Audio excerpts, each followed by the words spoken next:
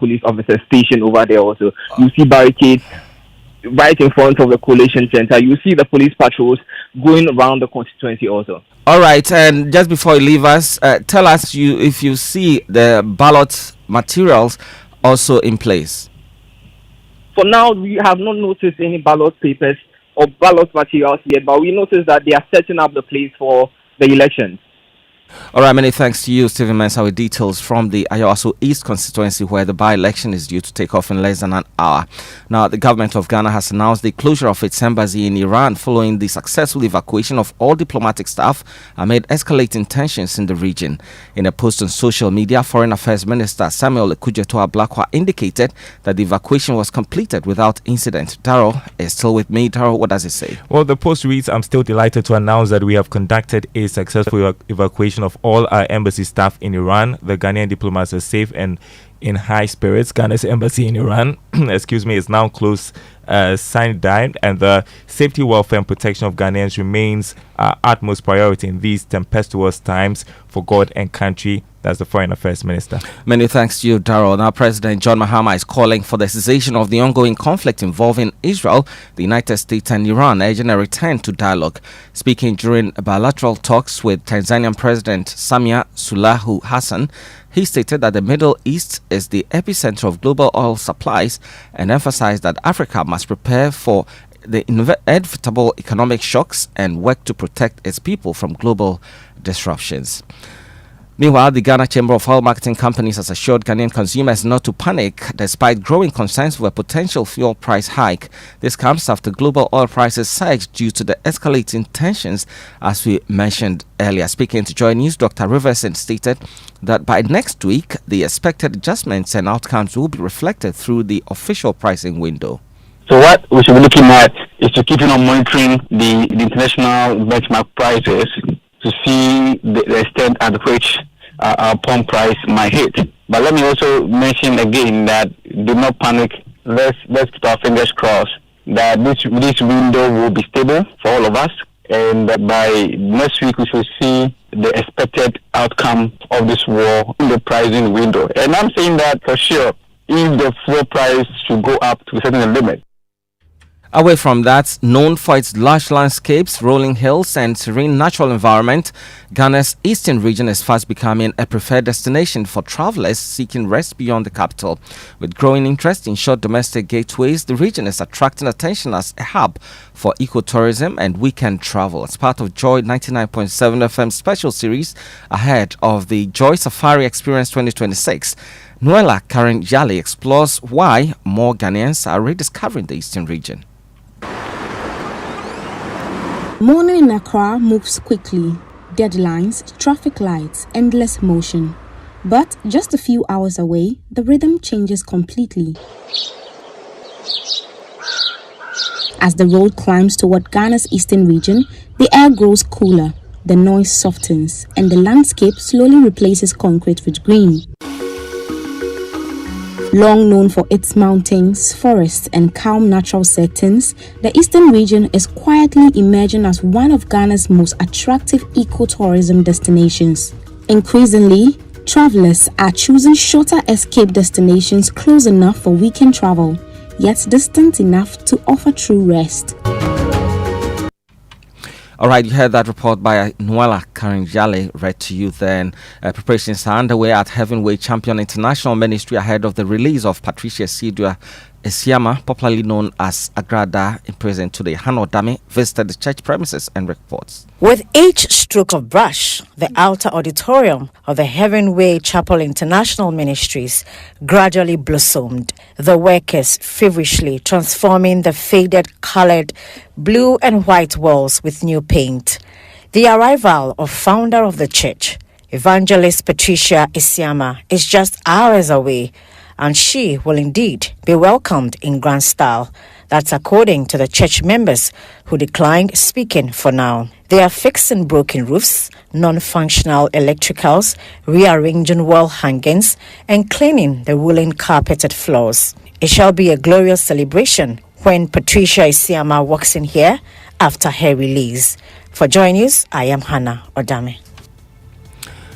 And that's how we end the news at 6 this morning. I'm Fred Smith. There's more at myjoyonline.com. The Super Morning Show continues.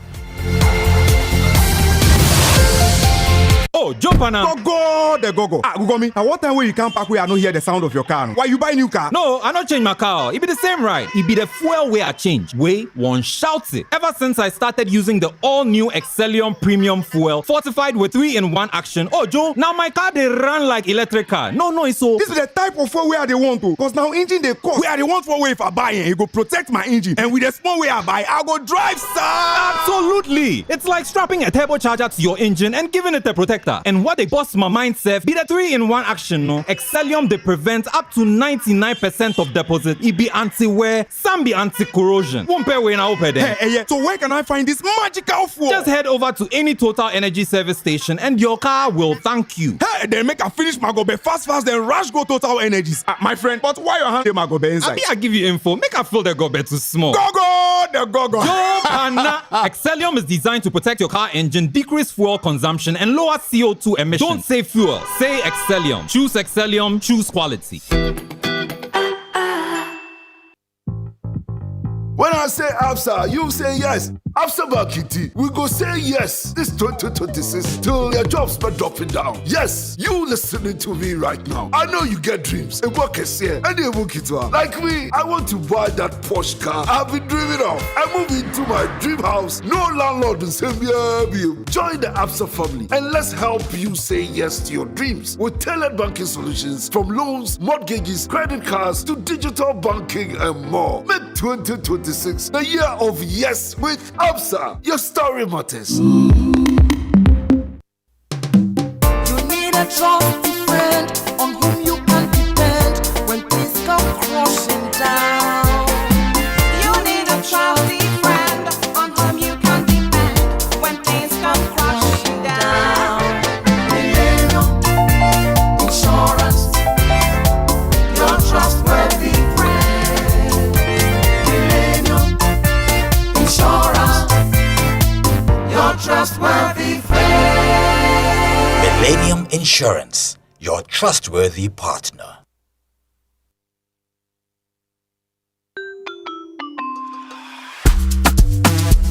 Brush, that's it.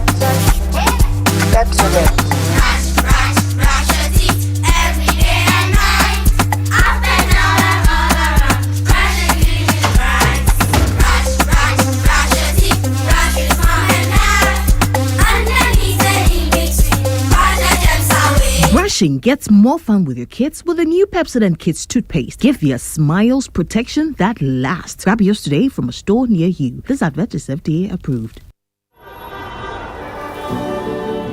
Cast your mind back to 2022. The prices were rising.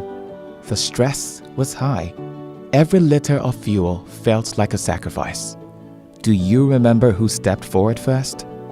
When others were comfortable with high prices, Star Oil chose you. We cut our own profits so you could keep your AC on, keep your engines running, and keep your life moving without the heavy burden. We gave you room to breathe when things felt tight. Because of you, our star savers, we became number one. Today, the pumps are a battleground. Others are finally cutting prices because they have to. But Star Oil, we do it because we want to. Don't just chase a price, remember a friendship. We were there for you then, and with new innovations coming your way, we are here for you now. Star Oil, still quality and affordable fuels for all.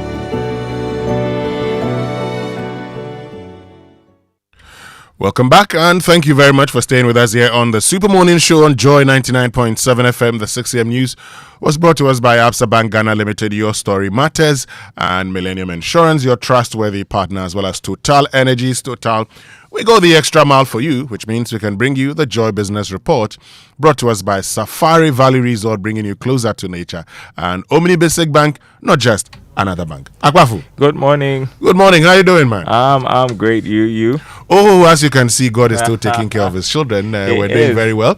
We're waiting patiently for, the 20th of March for the Joy safari experience. That trip.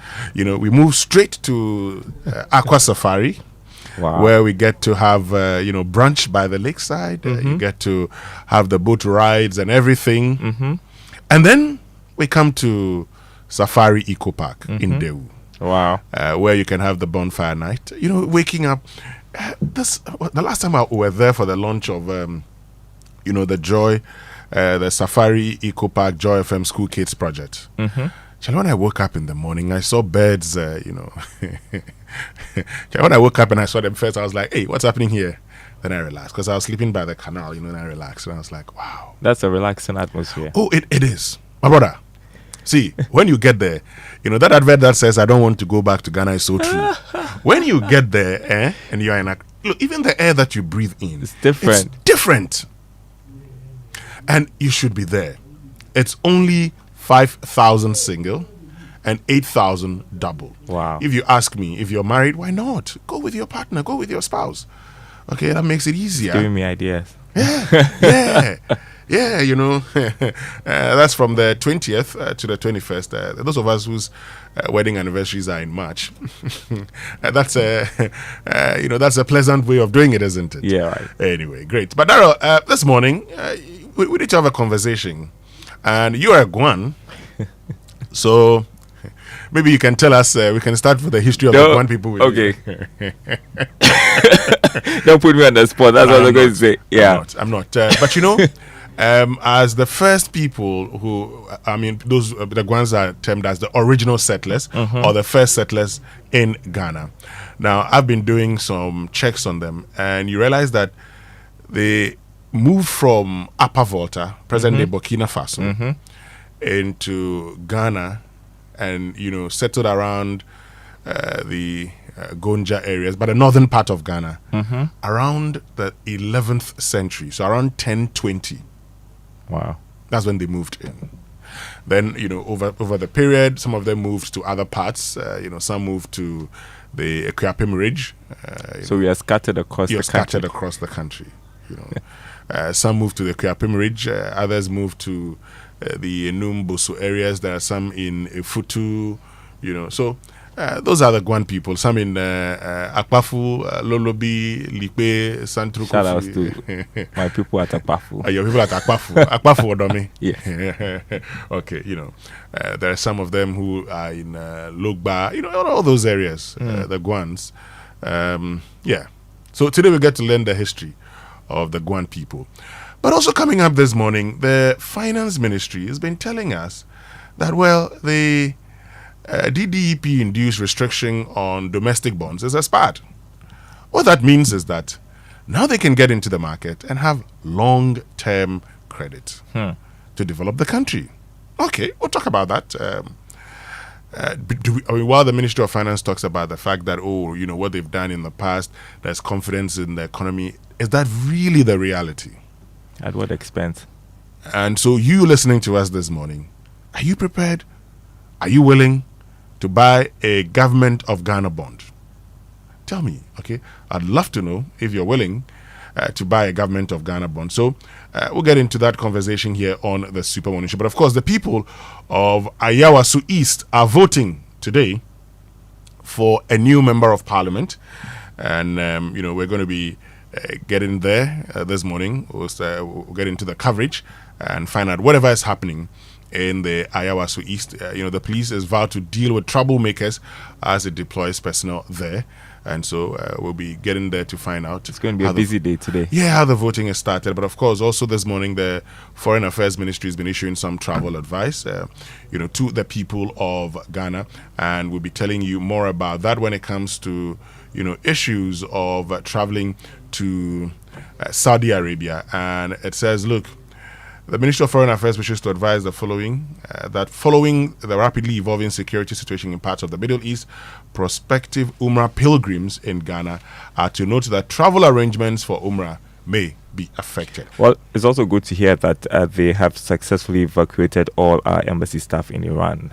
The Foreign Affairs Minister also posting that on his, Facebook portal. Yeah. So lots of issues up for discussion this morning here on the Super Morning Show, which means we can get into who gets the trumpet this morning, Daryl? Well, why don't we celebrate the Guan people this Ghana month? Oh yeah. Yeah, I think that they should be trumpeted this morning. Yeah, the first settlers of Ghana. Or better still, the original settlers of Ghana. Exactly. And someone has just reminded me that the people of Nkonya in Oti region are also part of the Guans. Yes. To all of you. The Konya people are also Guans. Okay, so to the Guans of Ghana, we say trumpets.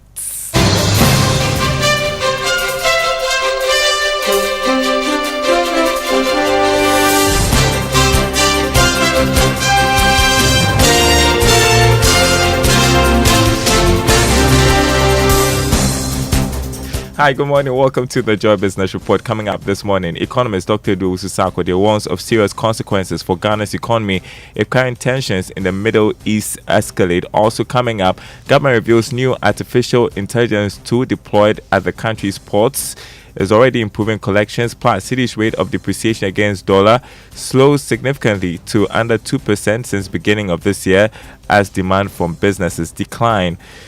We've got details coming up.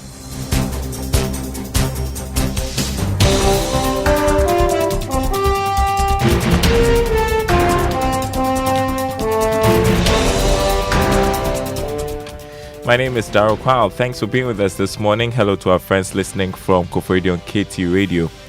Economist Dr. Owusu Sarkodie is warning of serious consequences for the economy if the current tensions in the Middle East escalate. Now, crude oil prices already reached record levels, resulting in prices going up locally here in Ghana, and there are projections of further hikes. But speaking to Joy Business, Dr. Sarkodie noted government may have to move fast to minimize the expected shocks. The rise in the price of crude oil, the rise in the freight cost, which will be translated into high export price, leading to high transportation cost. Tomato seller today, I used to pay 5 cents, now I'm increasing the price of my tomato. Generally speaking, inflation will rise. You know, when inflation rises, it unsettles the economy, macroeconomic instability will rise. BOG will be forced to intervene with the policy rate by raising the policy rate. In recent times, we have seen a decline in the policy rate, which has translated in a decline in interest rate. We don't want to see a reversal of this. You had economist Dr. Owusu Sarkodie. Meanwhile, the Chamber of Petroleum Consumers has expressed concern about the ownership of fuel stocks in the country. Executive Secretary Duncan Amoah is worried the products are owned by private firms instead of the state. I have said that you are dealing with private capital. The stocks you have now is not one that you can quantify as strategic stock or reserve that the state probably would have paid for, or the state would probably have total control of. These are stocks coming from BDCs and other traders. If I was a trader and I wake up tomorrow, right, to have to put stock on the market, I would definitely bear in mind the fact that prevailing within the Middle East could affect the net cargo consignment that I get down here. You had Duncan Amoah, Executive Secretary of the Chamber of Petroleum Consumers Ghana. Now, government has revealed that the new artificial intelligence tool deployed at the country's ports is already improving collections. The Ghana Revenue Authority earlier this year rolled out the system. Now, Deputy Minister of Finance Thomas Nyakwampim tells Joy Business government is marveled at the numbers. ICOM's declarations indicated about $12 million. The publican that was deployed indicated revenue that should have come of $15 million. A day alone, the difference was $3 million. Once this is sustained, you are going to see improvement in revenue. It cannot be achieved overnight, but it is a gradual process. And look, we are improving revenue, we are constraining expenditure, and we are bringing that discipline that will help the economy. Constraining on expenditure, but finally on expenditure bit, are you spending as you're supposed to spend? You see growth. Growth has surpassed 2024 for growth numbers up to the third quarter. The indication is that fourth quarter will even be better. So if we were not spending, where would the growth come from? We are spending, and we are spending at the right places. What we are doing is that we are cutting combating a lot of waste. It is never true that we are not spending. We are releasing promptly to get fund, to health insurance, to DACF, in multiple folds more than what was happening in previous years. We are making releases to the road sector, agric, everywhere. So we are spending. What is not happening is a wasteful expenditure. You have the Deputy Minister of Finance, Thomas Nyako Ampem.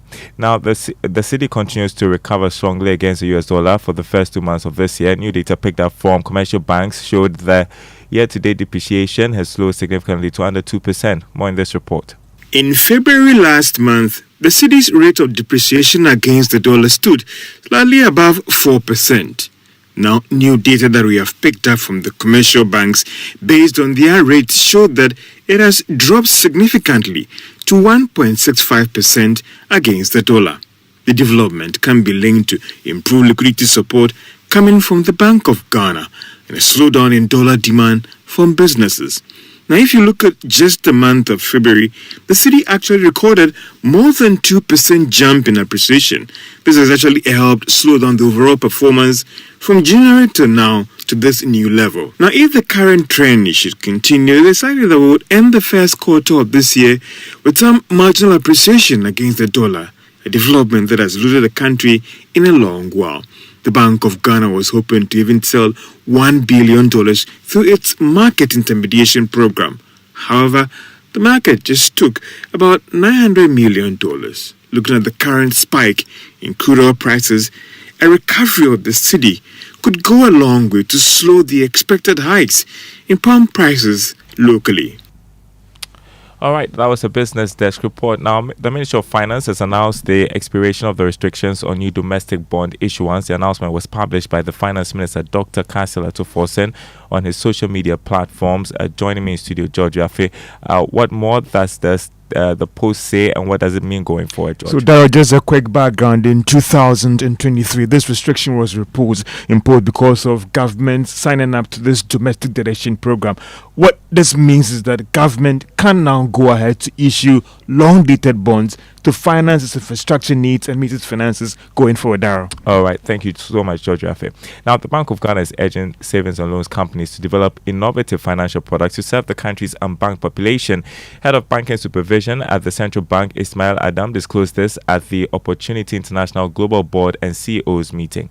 All these achievements are certainly cause for celebration. Let's know that one of the main goals of savings and loans subsector is to assist unbanked population. And so I implore you to keep on introducing products and new products and innovative products that will meet the needs of those at the lower end of the market.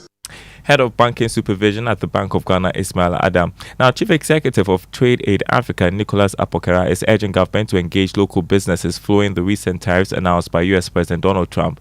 Ghanaian exporters are closely monitoring developments amid uncertainty as the new tariffs have now taken effect. Speaking to Joy Business, Mr. Apokera stressed that businesses must understand the long-term implications of the policy and how government can cushion them against potential shocks. And then we have trade institutions that are charged to address. We have the EXIM, we have Ghana Export Promotion Council, and all that. I expect that we have the Ministry of Trade, we have the Ghana Enterprise Agency. I expect these institutions to be on the, to be up and doing and engaging producers, engaging business people to understand the true implication of these policies, and even the appreciation of the city to understand how the long-term effect of these policies and how they can help us cushion them. Otherwise, I can bet you we are going to suffer losses in the not too long distance future. Turning next to Investor Eye, we're sharing some basic tips on how to ensure the protection of your mobile money wallet and any other digital wallet from fraudsters. Here's Chief Executive of Mobile Money Limited, Shai Buharina.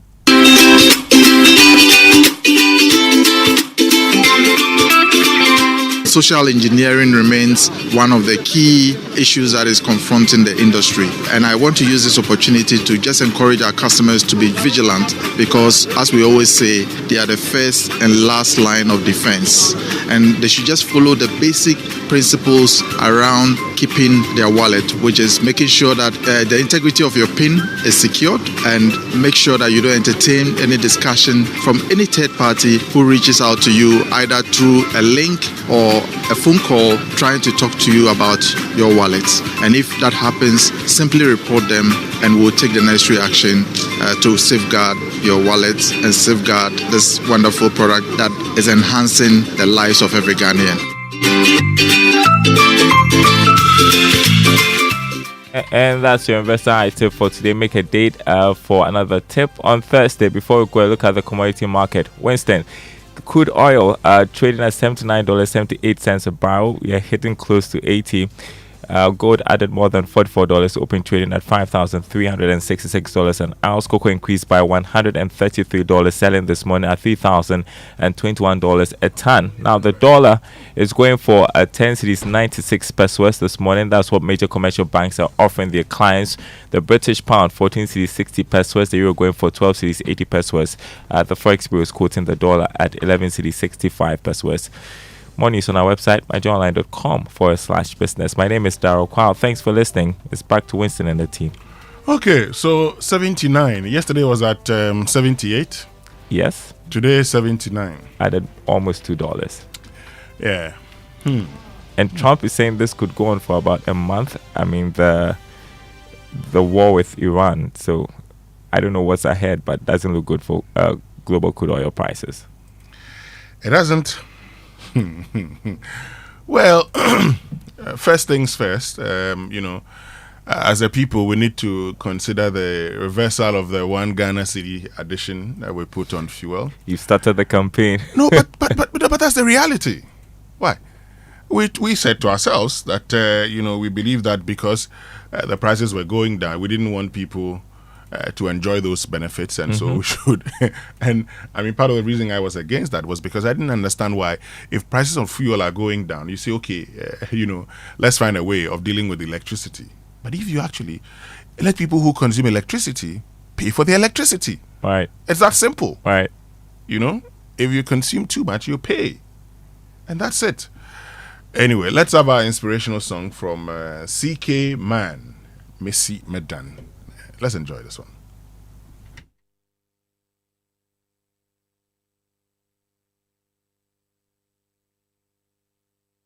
Okay. So we're going to bring you an inspirational song from CK Man shortly. I see that. Yes, Jojo is trying to, do one or two magic, like we say in Ghana. He'll get the magic done. So we can enjoy this one from my uncle CK Man. CK Man, and this one he does it with the word Christ Gospel Church. Okay. Yeah, not the Carousel 7 band. Those were the days that he was in the world, like we say it in Ghana, when I was in the world. If Kojo was here, would have given us a history of CK Man. He seems to know all of that. Oh, yes. CK Man, was the one who, at the time in the 70s, what I know is that in the 70s, when, there were complaints of high life dying, CK Man was one of those who led the revival of high life. Okay.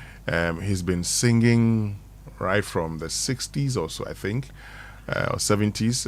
One who trained a lot of great musicians also, the likes of Papa Yankson, Joel Aka, and even A.B. Krentel. I mean, years ago, when we were launching CK Man's last album, A.B. Krentel told us how, CK Man used to, ride with him on his motor bicycle to the studio to record, But maybe we can enjoy this one from CK Man now. Jojo's done the magic.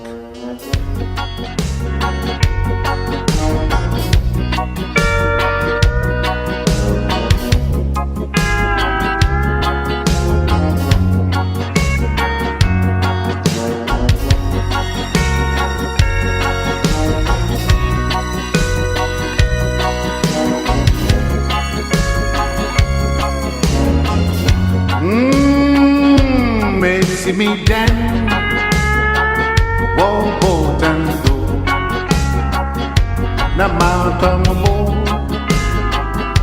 na mesinye, na minyi kise, meyen betna, mesi medan, wo Boateng do, mesi medan.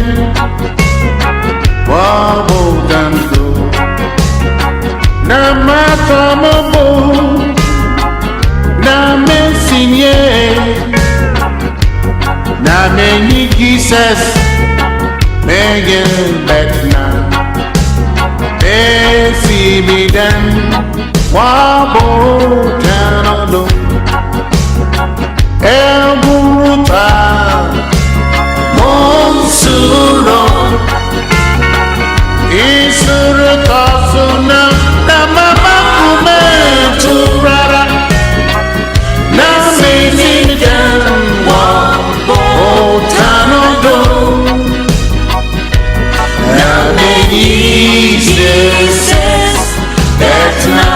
Praise the Lord. I built my house upon the rock, that solid rock is Jesus Christ, and I will live, with Christ the Lord. I built my house upon the rock. I built my house upon the rock. That solid rock is Jesus Christ. Yeah, and that's CK Man with Missy Medan, Uncle CK, with this one. You know, this one has made me miss CK Man. Oh, Charlie, I miss him, CK Man. Yeah. But you started something I have to continue. Which is? Since you played CK Man today. And I talked about Papa Yankson and Jualaka. Tomorrow you have to give us Papa Yankson. You know the song I want. Which one do you want? Irazi bezi nehin wana sormu. Amenyi na behu nampa. Na yemye fe. Then the trumpet will back you pound. Oh, okay. Then the following day you give us Jualaka. And then the next day you give us AB Crescent. Oh, okay. What I say? Not bad. You know, because these are people who yes, worked with CK Man. Yeah. Okay. And talking about seeing, then maybe later we'll play a song which is also a prayer for young people to be able to see their dying. Yes, it was performed by my own Ejako Nimo. Oh, okay. The Sawmill song. Sawmill ejuma yeding, yebeye nesara, nana nyankopon, maye nyanumo nye sika, yensi adampa. Na wonto enu eyibio, ajua be mi wo. Na so munye sika dia omunsi dan. Yes, it was a good. No, omunye sika no omunsi dan pa. Nti omunye sika, omunsi dan no. No munto ndua na intercement. Jen yes will be ampa bono. Yes. So there is a prayer for all young men listening to us today. And even the older ones who are about retiring but don't have houses. Nyankopon mama sika na omunsi dan bi. Yes. Yeah. Anyway, so it means that we can get into our Drive Safe campaign this morning here on the Super Morning Show. And the Drive Safe campaign is brought to you by Joy News and the Multimedia Group and supported by Toyota Superior Quality, Imperial General Assurance, solid protection, avoid all distractions, keep both eyes on the road and hands on the steering wheel. Be visible, drive with your lights on. That's how to ensure your safe arrival. And this morning, my tip is simple. Always try to be in your lane. These days, modern cars have lane assist and all those things. But if you don't have that, don't worry. Just gauge the road and try to be in your lane. Sometimes we don't pay attention. Not being directly in your lane actually obstructs other road users. It's quite sad that most of our roads don't have the markings to enable you to really be in your lane. But try as much as possible to be in your lane so that you don't push some other person off or cause any crash. So always pay attention to that. Okay. But Kojo, yesterday also I got calls from your stretch. You know, users of the road telling me that it's so bad.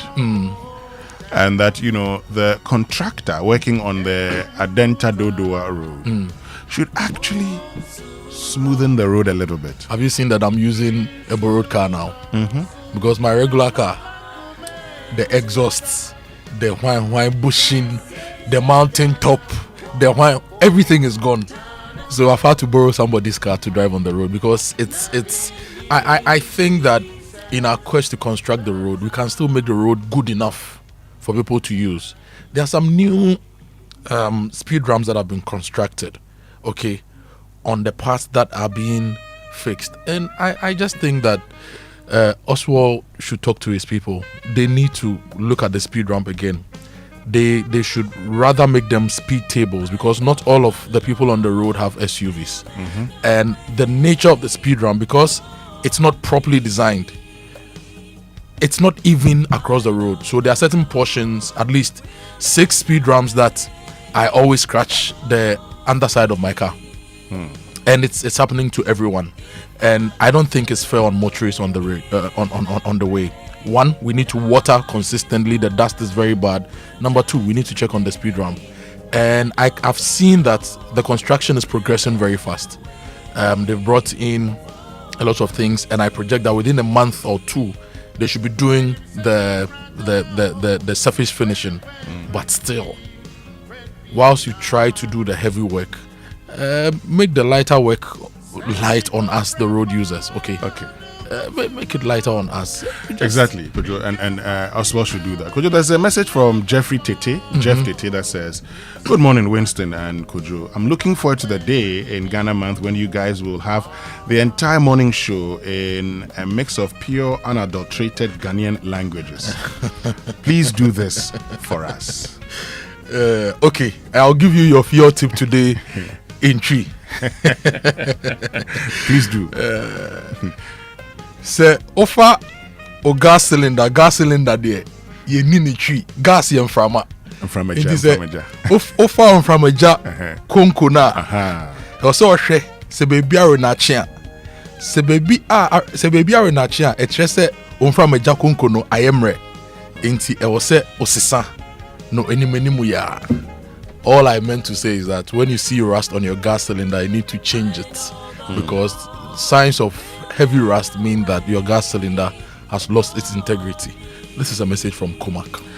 Okay, which means we can learn how to say it right this morning here on the Super Morning Show. And it's brought to us by Kingdom Books. At Kingdom, quality and affordability are their hallmarks.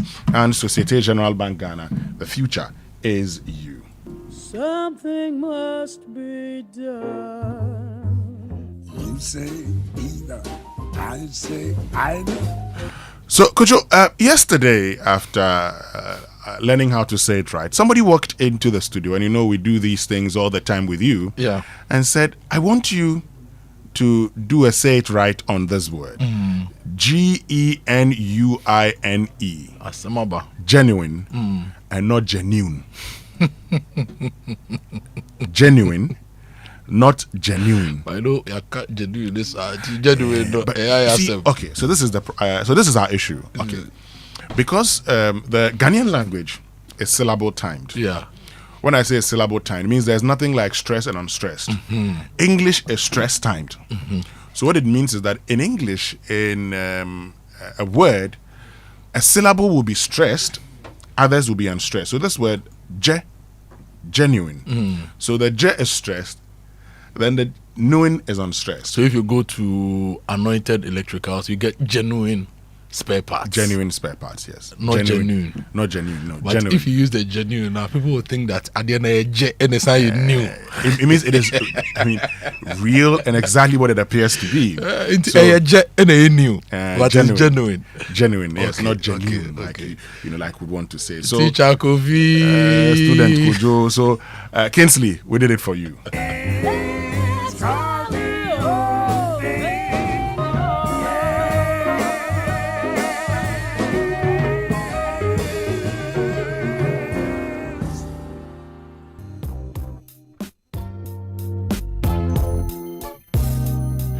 Okay, so today's was more of a revision, but let me tell you about Kingdom Books and Stationery Limited.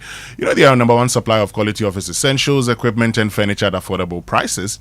And they've introduced an online store for your shopping convenience, which means you can now shop by simply logging on to kingdomstoreonline.com without physically coming to any of their branches. It's hassle-free, and they will arrange delivery to your homes and offices within a reasonable time, offering free delivery within Accra and Tema. And they accept payment via Momo across all networks. Terms and conditions apply. At Kingdom, quality and affordability are their hallmarks. And your car takes care of you every day. Now is the time to do the same. Protect your car with a comprehensive motor insurance policy with SG Ghana Sound Drive and get free fuel coupons as reward. You can also get exciting branded souvenirs when you buy or renew your third-party policy or the new Smart Drive policy which is a third-party policy with an extra layer of protection and benefits. Promo lasts from now till 31st of March 2026. Let's help you take care of your car so that every drive feels more secure. Call 0302 214 for more information and walk into the nearest SG Ghana branch to buy or renew your motor insurance policy today. SG Ghana Sound Drive is underwritten by Sanlam Alliance General. Terms and conditions apply. Societe Generale Ghana, the future is you. Great, which means we can get into the newspaper review brought to us by Syntex Tanker, you're stronger, you're tough, Access Bank, more than banking, and Star Oil, quality and affordable fuel for all. Enterprise Insurance, your advantage. And if you go to Daily Guide, produce 600 million recovery information, lawyer to Iyoko. There's a photo of Kwesi Botry and Raymond Acha as well. There's also a photo of Raymond Acha on the front page. No plan, no cash bill laid before stakeholders, and 3 arrested for lynching man at Lashibi. Court throws out Ayawaso East by election suit, and no mining pit collapse at Manso Tonto Chrome, according to the youth. You know, yesterday reported that there was a mining pit collapse at Manso Tonto Chrome. The youth say it's not exactly Manso Tonto Chrome, but it's rather Atta Chrome. Okay. So they clarified that. Yeah, but yesterday when we spoke to Erastus, he actually indicated that this was in the Ahafo region, and not even in the Ashanti region. Yeah. Okay. Okay. The National Enquirer for this morning says, no panic, there's enough fuel in stock. That's the NPA assuring all of us. For 5 weeks. Yes, 7 weeks, they say. 7 weeks. Yeah, 7 so weeks. if this thing continues, well, we'll find fuel. I think we should have about 6 months strategic fuel. And you know, we did the analysis of our fuel storage capacity in the country. Maybe we should go over it later on the show to see whether, as a country, keeping strategic stocks of stuff like fuel is as important as other things to us. Now, still here, Julius Debra says, no rush on 24-hour economy policy, implementation plan already. You know, years ago, I think it was in 2018, 1st October, I posted something on Facebook. I said, be careful what you say in opposition. Soon, you would be in government. Then reality sets in. You see, 24-hour economy would have been okay until Agenda 133. Now, when we are doing 133. Wait, when people talk about it, they say, oh, where are the jobs? One job, 1 same million job. jobs have been created. Where? Where? The president said we had created 1 million Where? jobs. And then we did the fast check. Oh, my son. You see, be careful what you say. You see, because once you promise Agenda 133, so 24-hour economy means one job, the same job, there will be 3 shifts and we'll create 3 jobs. So people, 3 will do it. It is possible. That should actually solve our unemployment problems. Yes, it is possible. It should solve them. Maybe if the government listens to what Franklin Kojo is saying, we can actually do this. The money we want for import cover, let's use it to build value chains, encourage more production, create more jobs, so we don't have to think about importing and saving money for import cover. Okay. Bawe Kwate family installs new family head. TOR positions itself for sustainable aviation fuel production and ICAO GCAA initiative. Mahama I's economic war chest as gold prices surge, and rebuttal defends Ato Boateng's Cocoa Board appointment, dismisses conflict claims. Now, if you go to the archives, teachers posted to rural areas to get 20% salary top up. This story comes with a photo of the Deputy Minister for Education, Clement Abbas Apak, and mother and 3 children drowned in abandoned Galamsey pits. Sad story. Sad one. The Daily Graphic says, ratifying African court protocol. You have nothing to fear, President Mahama to African leaders. And government can now issue domestic bonds, DDEP-induced restriction lapses. Ayawaso East goes to the poll today. No plan, no cash, bill to tighten fiscal discipline upon Nkrumah. And GIZ upgrades Legon KNUST biomedical labs. And Ghana discovers potential to produce sustainable aviation fuel. We'll tell you more about this show. There's a photo of Baba Sadiq, and the headline says, Mahama appoints Baba Sadiq as Ghana's High Commissioner Designate to Nigeria. When this news broke on social media, a lot of people celebrated his appointment, saying that this is a great appointment and it's a signal that there is trust in the youth So Mahama appoints Baba Sadiq as Ghana's High Commissioner designate to Nigeria. Government lifts DDEP-induced restrictions on domestic bond issuance after 3 years. And Middle East tensions, no fuel shortage expected. This according to the NPA. And ADB prioritizes superior service experience, poised to accelerate bank growth. And the Qatar story is Ghanaian nationals told to register for possible evacuation. The Economic Times this morning, Mahama's industrial hub vision gains momentum as agribusiness reforms signal economic renaissance. Ghana announces sweeping reforms to generate 127 tons of artisanal gold annually. And Kokobo Deputy CEO appointment rebuttal dismisses conflict of interest claims as baseless. That's it with the Economic Times today. If you go to the BNFT, USA, Israel, Iran conflict, consumers warn to brace for possible fuel price hikes. Government signals return to longer-term borrowing as DDEP restrictions expire, and from friction to alignment, bridging the Gen X, Gen Z leadership divide. Which means we can go online. Yeah. The online news review brought to us by Zenith Bank, in your best interest. Let's see what's on MyJoy Online and citynewsroom.com. MyJoy Online this morning, the Ayawaso East election is here. Ayawaso East voters to elect a new MP today. LC Ado Awaji, former deputy governor of the Bank of Ghana, says leadership reflections 1 year on, 7 lessons from 7 years in public office. You may want to read that. And build a war chest. Theo Echampon makes case for leveraging gold to boost reserves. And Finance Minister announces expiration of DDEP-induced restrictions on domestic bond issuance. Woman 25 convicted over acid attack that killed boyfriend. And the police has vowed to deal with troublemakers as it deploys personnel. This morning we'll play a song from the police band. The police man, Charlie, almost on my view. The police man is coming up on the show. And government urges Ghanaian pilgrims to defer travel over Middle East tensions. Yeah, but that one, I mean, if you ask me, this bit of advising pilgrims, I mean, well, if you were to advise, I mean, at this point, it's not safe to be there. Yeah. Okay, at this point, it's not. Yeah. So Yeah. just relax. You get a chance. I know. I mean, it's something that you would want to, but hey, relax. Well, will the airlines fly there? That's another issue. They may not. Yes, that's the thing. But it's sad what is happening. So it's not only disrupting global commerce, global peace, it's disrupting religion as well. It's also likely going to disrupt internet data access and a whole lot of things. And so they should just finish it. They should stop fighting. They should find a way to deal with the issue. They should just stop fighting. America, Iran, or Israel, they should stop. Anyway, City Newsroom, Ayawaso East, over 40,000 voters to elect new MP today. And terror threats to Americans loom over Iran conflict. This is Professor Entry Danso. And Ayawaso East, NPP says they will not engage in vote buying. And we are living in fear. Stranded Ghanaians in UAE. Yesterday, the top brass of the UAE went around some of the malls, and some of the photos I've seen, there was a Ghanaian shaking hands with a big man of the UAE, and he was being told that we are in control. We are in control. We are in control. Well, you know, being in telling me you are in control is one thing. Yeah. Feeling that you are in control is another. Believing that you're in control is another thing.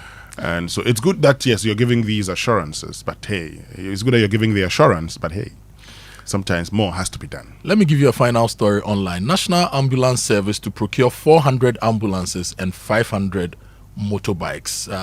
This is the final story online. Now we can go into details. Winston.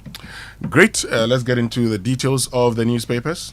Well, let's start with Ayawaso. Is the big story this morning, and we'll be covering this story left, right, center for you. Voters are electing a new MP today, and the story on MyJoy Online says residents of Ayawaso East will return to the ballot box today, Tuesday, March 3, as more than 40,000 registered voters participate in a by-election to choose a new representative in Parliament. The poll became necessary after the death of the sitting MP Mahama Toure in January 2026, leaving the constituency without parliamentary representation. And the main contenders, there is Baba Jamal, there is Umar Sanda, and other contenders in the Ayawaso elections. Now, we'll take you to the issues happening in Iran. And Theo Echampong says that the government must leverage gold to boost reserves. Now, the story says economist and political risk specialist Dr. Theo Echampong says Ghana must seize the moment of historically high gold prices to strengthen its international reserves and protect the economy. He was speaking on Joy News PM Express on Monday, and he's also the technical advisor at the Ministry of Finance. And he said gold continues to trade at record levels, presenting a rare opportunity. Winston, do we know whether the increase in gold prices, the rise in the gold prices, will give us a good buffer if oil prices go up? Have we done that analysis? I want somebody to do it for us. Okay, now that you've raised it, we'll do it. I think I'm too emotionally invested in this thing, so I can't do the analysis myself. We'll do it and see. How much gold are we going to produce this year? How much do we intend to get from gold? But you see, even with the oil, if the oil prices go up, the country Ghana, and I'll just check our benchmark. Our oil revenue. Production is way too low but I'm just from going our to historical high. I'm just going to check our benchmark revenue for 2026. Yeah, if it's higher than that, then we can actually use the windfall. We can consider using the windfall to cushion customers at the pumps. If I remember what our production numbers are now, we are now producing at about 35 to 40% below our peak production. So even if prices are going up, we are not producing enough oil to take advantage of that. And that is a problem. We are not producing enough oil to take advantage of that. And if anybody at the Ministry of Finance is listening to us, this is a good time for you to do this analysis and tell Ghanaians whether we are in a good place or not. This is a very good time for you to let us know. Winston. Great. And the Economic Times talks about Mahama's industrial hub vision gains momentum as agribusiness reforms signal economic renaissance. We're told that President John Dramani Mahama's vision to transform Ghana into West Africa's premier industrial hub received a major boost last week as private sector leaders and government advisors align on a strategy rooted in macroeconomic stability and aggressive agribusiness expansion. We're told that dual focus on manufacturing and agriculture comes at a time of historic economic recovery characterized by a resurgent cedi and a dramatic collapse in interest rates that has fundamentally altered the business landscape. And good news for teachers. If you are posted to rural areas, you get a 20% salary top-up. This is on page 3 of the archive. The story says the Deputy Minister for Education, Clement Park, has announced a 20% salary top-up for teachers who accept postings to rural and deprived communities as part of efforts to address inequalities in Ghana's education sector. And the government says they're also going to build 600 new basic school facilities nationwide to eliminate the persistent issue of schools under trees. Will the Ministry of Health consider same? That if health personnel are posted to rural areas and remote areas, they'll be given remote area allowance or remote area top-up? It will be good to know from them, because last week the minister was saying that people who were posted to remote areas who didn't go or don't want to go will be removed from the Ministry of Health payroll. But what incentives do we have for professionals who want to go and stay in these remote areas and deal with the hardships of those places? Well, you raise a very important point. Years ago, Arthur Kennedy was advocating that if you're posted to an area, you indicate your retirement home where you want, and the state helps you. Yeah. So whilst you're working, you know that when you retire, you have a nice place to go and relax. But let's go for the BBC News now. It's brought to us by Fidelity Bank. Believe with us, and Glyco, we cushion you for life. Are transforming obesity treatment, but even when judged good value, access is limited. From the NHS in England to private clinics in Dubai and rising demand in India, we'll look at who's paying for the weight loss revolution. This is the BBC World Service, the world's radio station.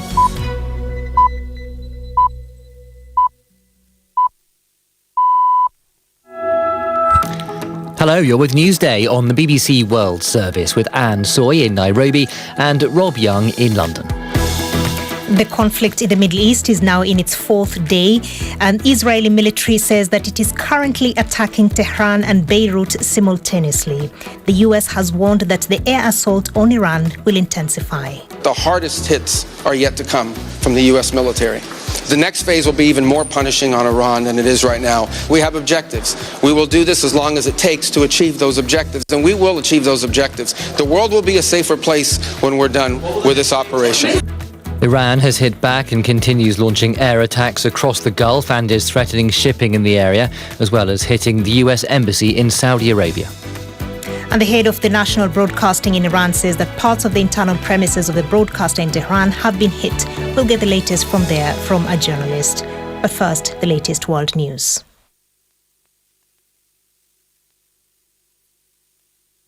It's conducting simultaneous attacks on the capitals of Iran and Lebanon.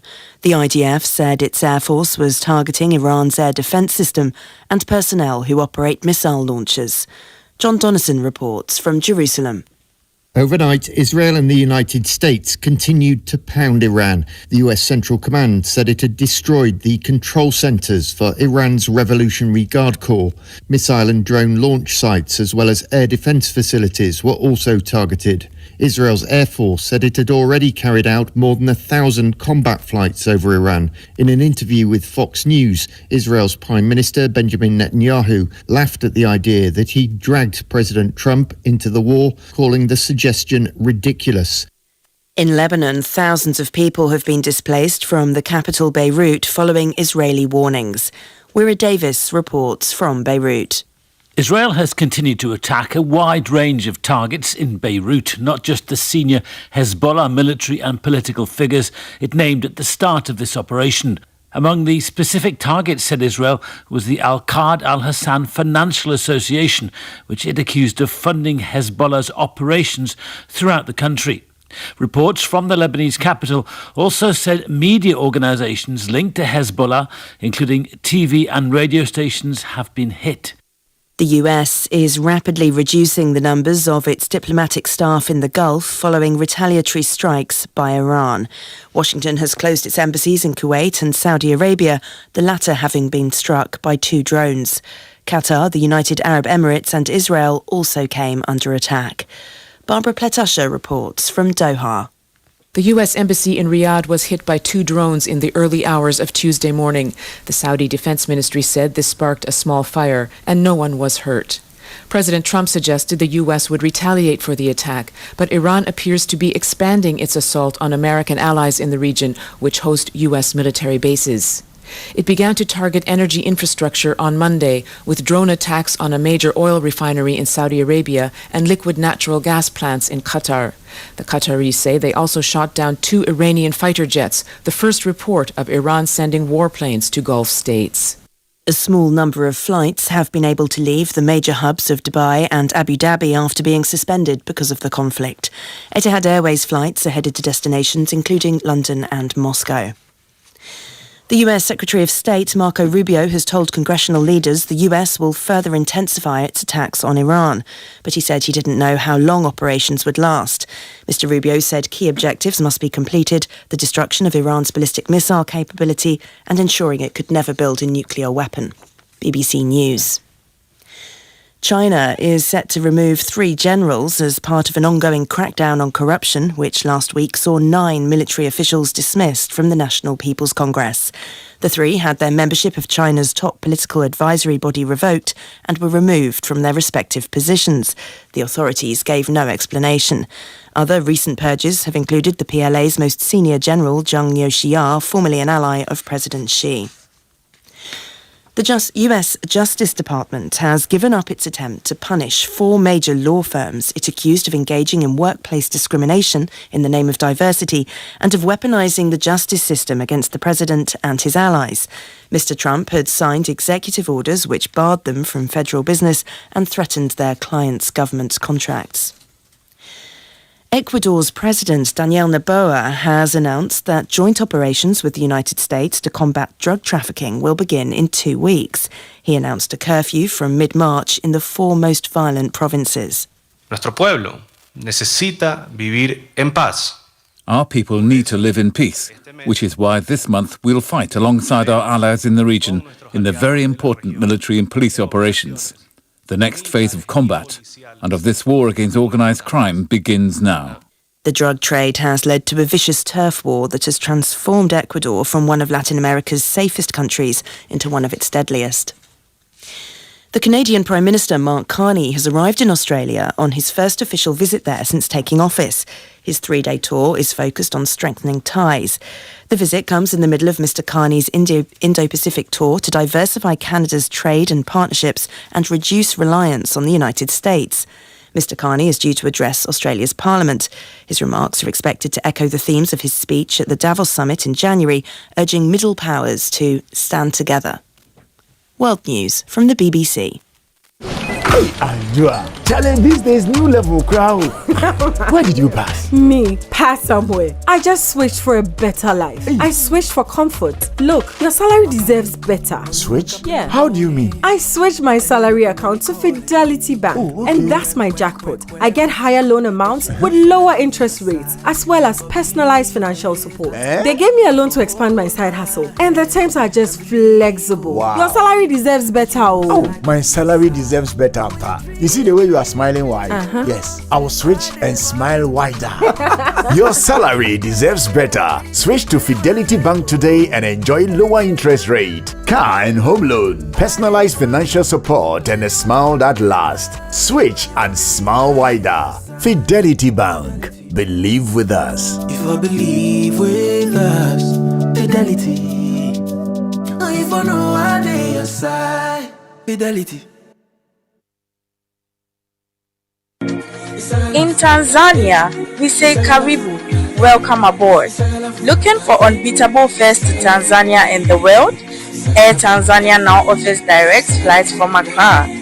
Fly with us to Dar es Salaam, Zanzibar, Kilimanjaro, China, Guangzhou, India, Mumbai, Dubai, South Africa, and beyond.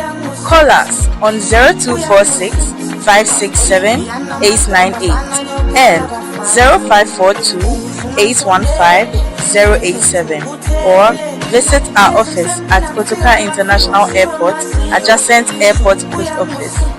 Air Tanzania, the wings of Kilimanjaro. For decades, we have helped businesses connect with their trade partners all over the globe. From Ghana to Burkina Faso, Côte d'Ivoire, Benin, Togo, Senegal, China, Morocco, France, Netherlands, and many other countries. We have made it possible to bring Ghana to the world. We have brought small and medium businesses closer to their customers across the regions in Ghana with our SME support facilities.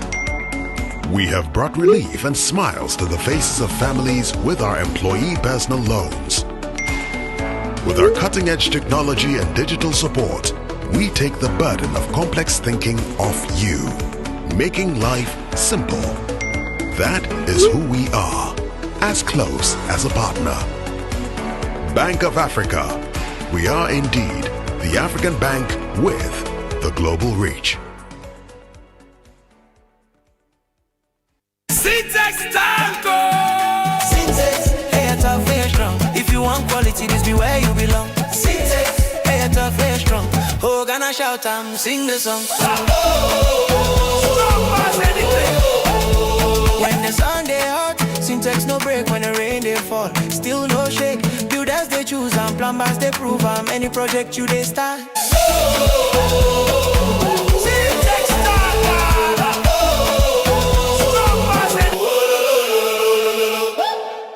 My name is Jonathan, a customer of Enterprise from 2017. Just this January, I bought a new car, so I decided to insure it. And I got a call. I've won a trip to the US for the ultimate football experience. What? I've won? I was shocked. So I have a choice to either go to Mexico, US, or Canada. You could be next, so let's go together. Jonathan is our first lucky winner of the ultimate football experience in the Insurna Chili promo, and you could be next. Don't wait. Buy or renew your motor insurance with Enterprise Insurance and stand a chance to enjoy an all-expense-paid ultimate football experience live at the stadium. Plus, you can win instant rewards like fuel coupons, airtime, and branded souvenirs. Promo runs till end of May 2026. Enterprise Insurance, your reliable insurance company, tried and tested for 102 years since 1924. This promotion is regulated by the NLA on the Caritas Lottery platform. Terms and conditions apply. Enterprise, your advantage. It's the season of the Global Football Fiesta and all Ghana is lined up to celebrate. The exciting part, you could experience live action alongside other winners in the GCB Pack to Pop promo. Save, win, go! Yes, simply deposit and maintain 300 Ghana cedis or more in your GCB savings and current account and earn points. Save more, accumulate more points. Increase your chance to win Mega Gantuan prizes every month. TV sets, cookers, freezers, washing machines, and lots more. Plus the ultimate all expenses paid trip to experience global football. Yankee, here we come with GCB Part to Part promo. Save, win, go. Get in the game 1st December 2025 to April 2026. T's and C's apply. This promo is under the NLA Caritas Lottery platform. GCB, your bank for life.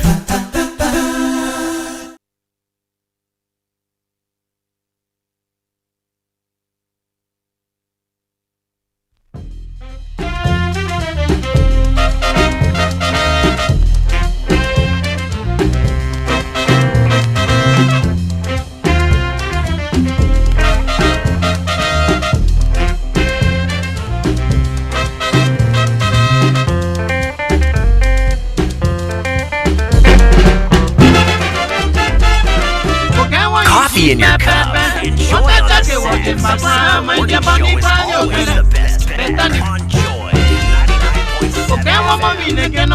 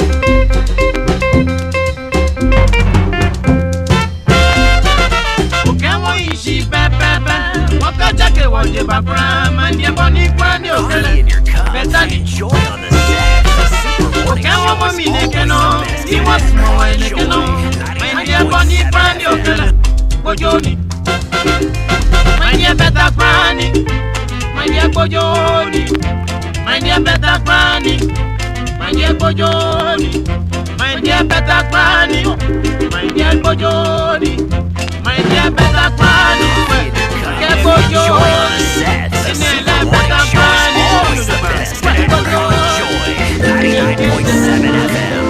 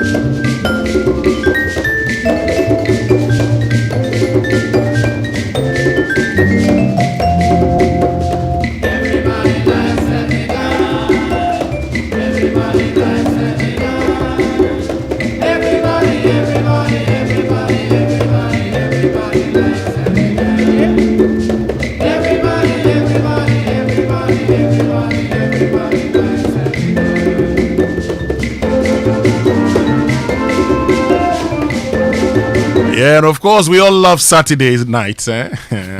Sakakwe, eh? Yes, Sakakwe and his African ensemble. Sakakwe was on the drums, the flute, and the tenor saxophone. And George Brooks did the double bass, and Edward Cooper did trumpet and mellophone. Wilfred Lettman did the trumpet. A lot of good guys coming together for this beautiful song. Everybody loves Saturday night. Yeah, Saturday night. But about the Sunday was Sunday for church. Yeah. But still, we love Saturday night. Yeah. And you know, this song was translated into different languages. There's the English version. This is the Ghana version that you are listening to. And some other African countries also translated into their own languages. Beautiful song. Indeed. Beautiful one. Charlie, you know, when we go way back into time, great songs, eh? Great songs. Great songs. Last night, I was listening to some music, and this song came up, Embranim for Quest. So sometimes you just put the songs on, shuffle and they play. And Embranim for Quest by the Builders Brigade. You know, we've talked about high life Ghanaian music. I never knew there was a Builders Brigade that sang, right? And when I looked into Embranim for Quest, do you know what I found? What did you find? Is it Emmanuel Quist, the first Speaker of Parliament? You got it. And so they made a song to celebrate Emmanuel Charles Quist, also known as Pa Quist, born in 1880, died in 1959. Barrister, educator, and judge who was the first Speaker of the Gold Coast Legislative Assembly. Yeah, and there was a song about him. Let's just share this one. Embranim for Quest. By the Builders Brigade. Builders Brigade. I see it. Let's go.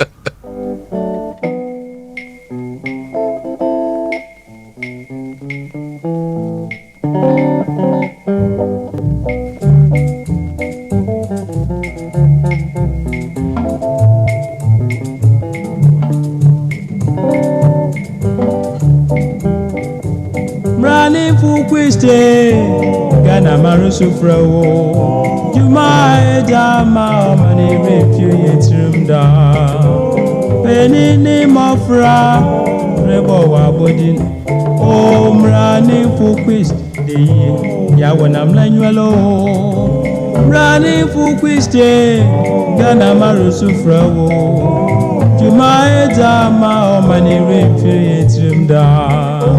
Penini mofra rebo wabodin omra ne fuquist de ya wonam nanywalo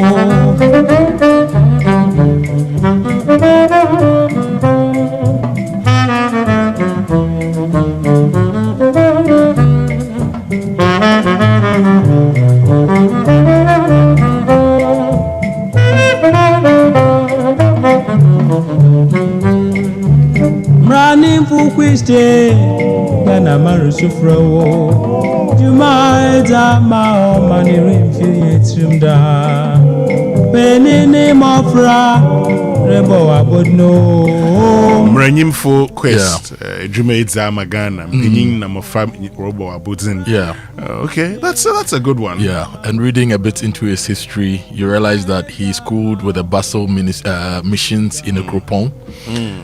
His mother was a Danish woman, Paulina Richter, and who descended from the royal house of Anomabo. Okay, and Richter's ancestor was Heinrich Richter, who was born in 1785, died in 1849. And he was a prominent Euro-African from Osu. I believe these are the people called mulattoes, right? The people with a mixed race. If you there are some of the people. Yes, people with mixed race are called mulattoes. Some of them call them mulattoes. Yes, others call them half caste. So you can say mulatto. Yeah. Some also. Yeah. So that's okay. Yeah. So this was the first, if we can say, the first Speaker of Parliament of the Gold Coast Legislative Assembly. We can't say first Speaker of Parliament of the Ghana Parliament, right? At the time, it was the Gold Coast Legislative Assembly. Yeah. Assembly, Charlie. Oyale and Co should produce a song for Alban Sumana Babi. You see that thing? Yes, Imranu for Babi in Ghana. They have to produce a song for him. Anyway, still to come this morning on the Super Morning Show. So there's this talk of government, decision now to get into the domestic bond market. Mm-hmm. We're not in a hurry to get into the international bond market, international capital market, but of course we're getting to the domestic bond market. And this message here says, look, Winston, may I humbly suggest that you congratulate the Honorable Minister for taking the nation back to the domestic bond market barely in a year. It's a remarkable achievement given the experience of other debt default countries. We've done well on that. But this morning, we also would want to find out. So we've decided to go back. Mm-hmm. But is the market ready for us? When I say we, I mean Ghana has decided to go back.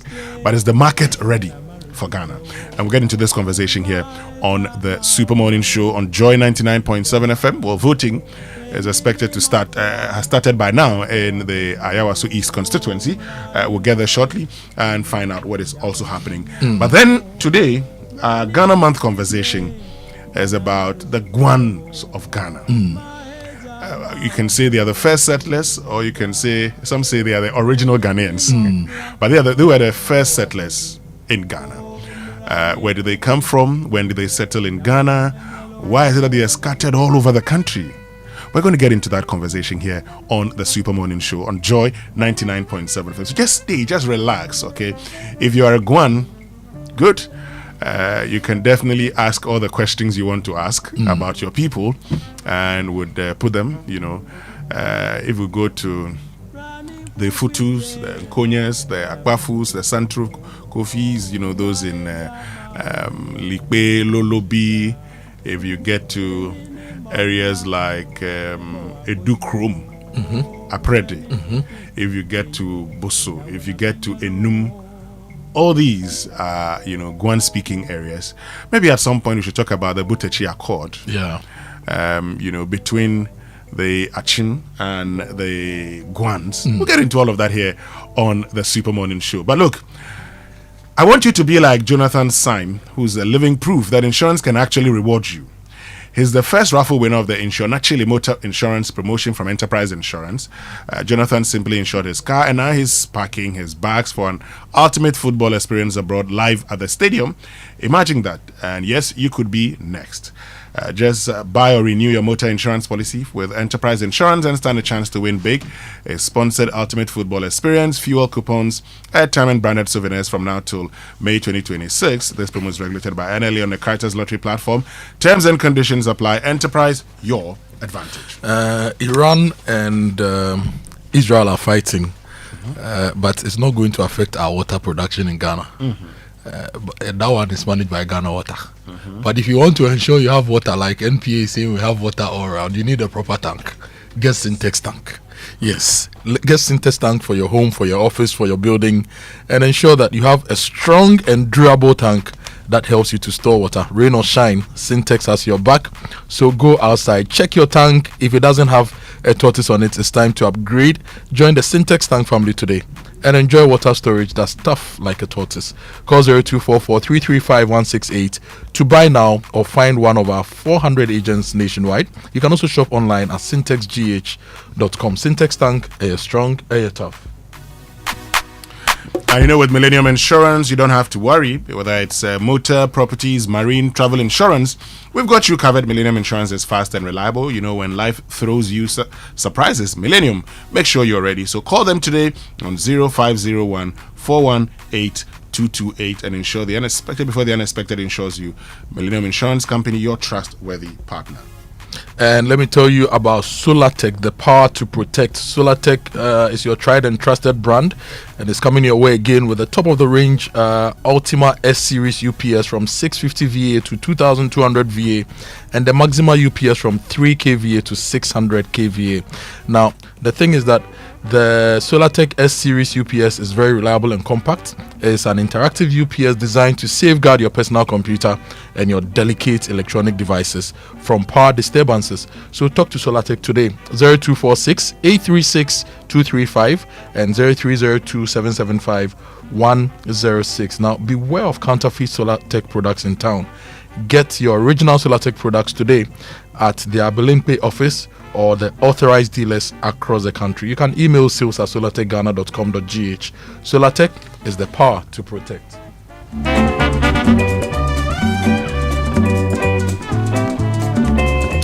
Well, in today's digital world, cyber threats are on the rise. Be vigilant, do not click suspicious links, and make sure you use strong passwords. Remember, cyber safety starts with you. So call 0307086000 or 0302 758 555 or 0800 100 790. And this is a tip from Omni Basic Bank, not just another bank. And Total Energies is still giving you great discounts on their engine oils, transmission fluids, and coolants. And so go to any Total Energy station nationwide and get your coolants, your transmission fluids, all at very, very affordable prices. The 4-liter Quartz 9000 SAE 5W40, which was 118 cedis, is now 107 cedis, 50 pesos. And the 4-liter Rubia Fleet HD 400 15W40, which was 80 cedis, is now 72 cedis, 50 pesos. This is top quality meeting, great savings. So choose Total Energies today. Choose quality. Charlie, so imagine hitting the road with total peace of mind. Kojo? Now that's the Asempa Super Promo packed with goodies from Imperial General Assurance. So from now to the 30th of April, when you insure or renew your motor policy, you're not just protecting your vehicle and yourself, you stand a chance to win instant rewards that make every drive feel like a celebration. Here's what's waiting for you: free fuel and EV charging coupons to keep you moving, free vehicle diagnosis at accredited garages, a 1-year life insurance cover for extra protection, and branded souvenirs, umbrella, tissue boxes, and more. Don't let this moment pass. Call 0577 667 43628. Speak to your broker or visit any of our agents nationwide. Insure, drive, and win big with Imperial. Follow us on social media for all updates. T's and C's apply. Imperial General Assurance, solid protection. Stay with us. When we return after these messages, we bring you sports and birthday dedications here on the Super Morning Show. We'll be right back. The other day, I visited Kweku at his spunky new office to congratulate him on opening his business. And man, was I impressed. The business is just moving quick. The sales, customers, everything is just working seamlessly. The secret? He said, it's MTN Business Broadband. In this fast-paced environment, we need fast and reliable internet to support all business types. No laggy online meetings, great download and upload speeds, impeccable business management systems, all inclusive. I mean, you can have it all. Sharp! I signed on immediately. To enable your business stay ahead and stay connected, make sure you're signed on to the best internet made just for businesses. MTN Business Broadband. Sign up today on broadband.mtn.com.gh and manage your account on my MTN app. Call 0244 308 111 for more information. MTN.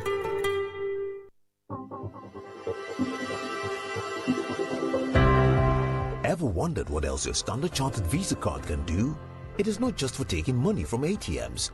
Your Standard Chartered Visa card is the enjoyment card. Use it to shop at malls and supermarkets and for all your online transactions. Book and pay for that overdue vacation online and win fantastic rewards like airtime, Melcon gift vouchers, and a weekend stay at a plush hotel and many more. It is the enjoyment card. So next time you're about to make any payment, let your Standard Chartered Visa card lead the way, not cash. It is your gateway to secure, convenient, and rewarding payments. Visit the 360 Rewards website for more information. Standard Chartered, here for good. Honey, Easter in Dubai will not be bad, crowd. What do you think? Hey, Dubai pa! But how? The Activa Cedar promo. Hey! Activa Insurance is thanking its customers and welcoming new ones. Just buy or renew any Activa Insurance policy and enter into a draw where you can win a fully paid trip to Dubai. Flight, hotel, and tours all covered. And if not Dubai, you can still win TVs, fridges, washing machines, and many more. Really? Yes. Buy your home, motor, fire, travel, personal accident insurance, or any Active Lady solution. Amazing! Walk into any Activa Insurance branch or agency nationwide or dial *713 *313# now. Asida promo is partnered by Travel Planners Ghana, your travel experts, and Malcolm. Promo ends 5th March 2026. T's and C's apply. Active Insurance. Our clients, our passion. This promo is regulated by the NLA on the Caritas Lottery platform. For years, you made Sultana more than just a brand. It has become a part of your home. From your kitchens to your celebrations, now it's time to give back to you. Sultana's Buy and Win promo is here. You can win cars, motorbikes, trucks, Sultana products, and many more. All you have to do is to buy a bag of Sultana rice, scratch your coupon, and you could win really big. Sultana rice, your household favorite. Win the big one. This promotion is regulated by the NLA on the Caritas platform. This advert is FDA approved. Super Morning Show. Happy birthday to you.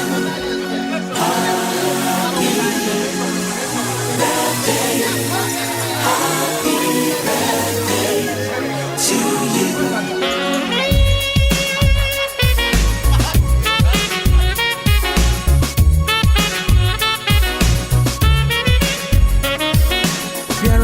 That was a woman.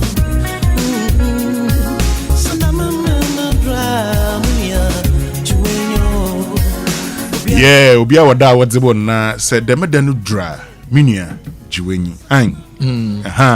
So time now for birthday messages here on the Super Morning Show, brought to us by MTN. Everywhere you go. And Bank of Africa BOA Pay from Bank of Africa offers a hassle-free solution for fee collection and other payments. Call us or chat at boaghana.com for details. Bank of Africa, strong as a group, as close as a partner. Now let's see whose birthday it is. Let me start. Today. Yes, because birthday messages are brought to us by what? MTN. And today is the birthday of Andy Dawson of MTN. Charlie, Andy, we are big man. Charlie, happy birthday to you, Andy. To you, happy birthday. And to all those joining you in the office to celebrate the birthday.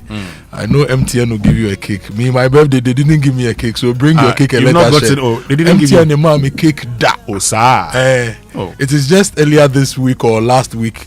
Somebody called me that now I have a relationship manager. They gave me a cake.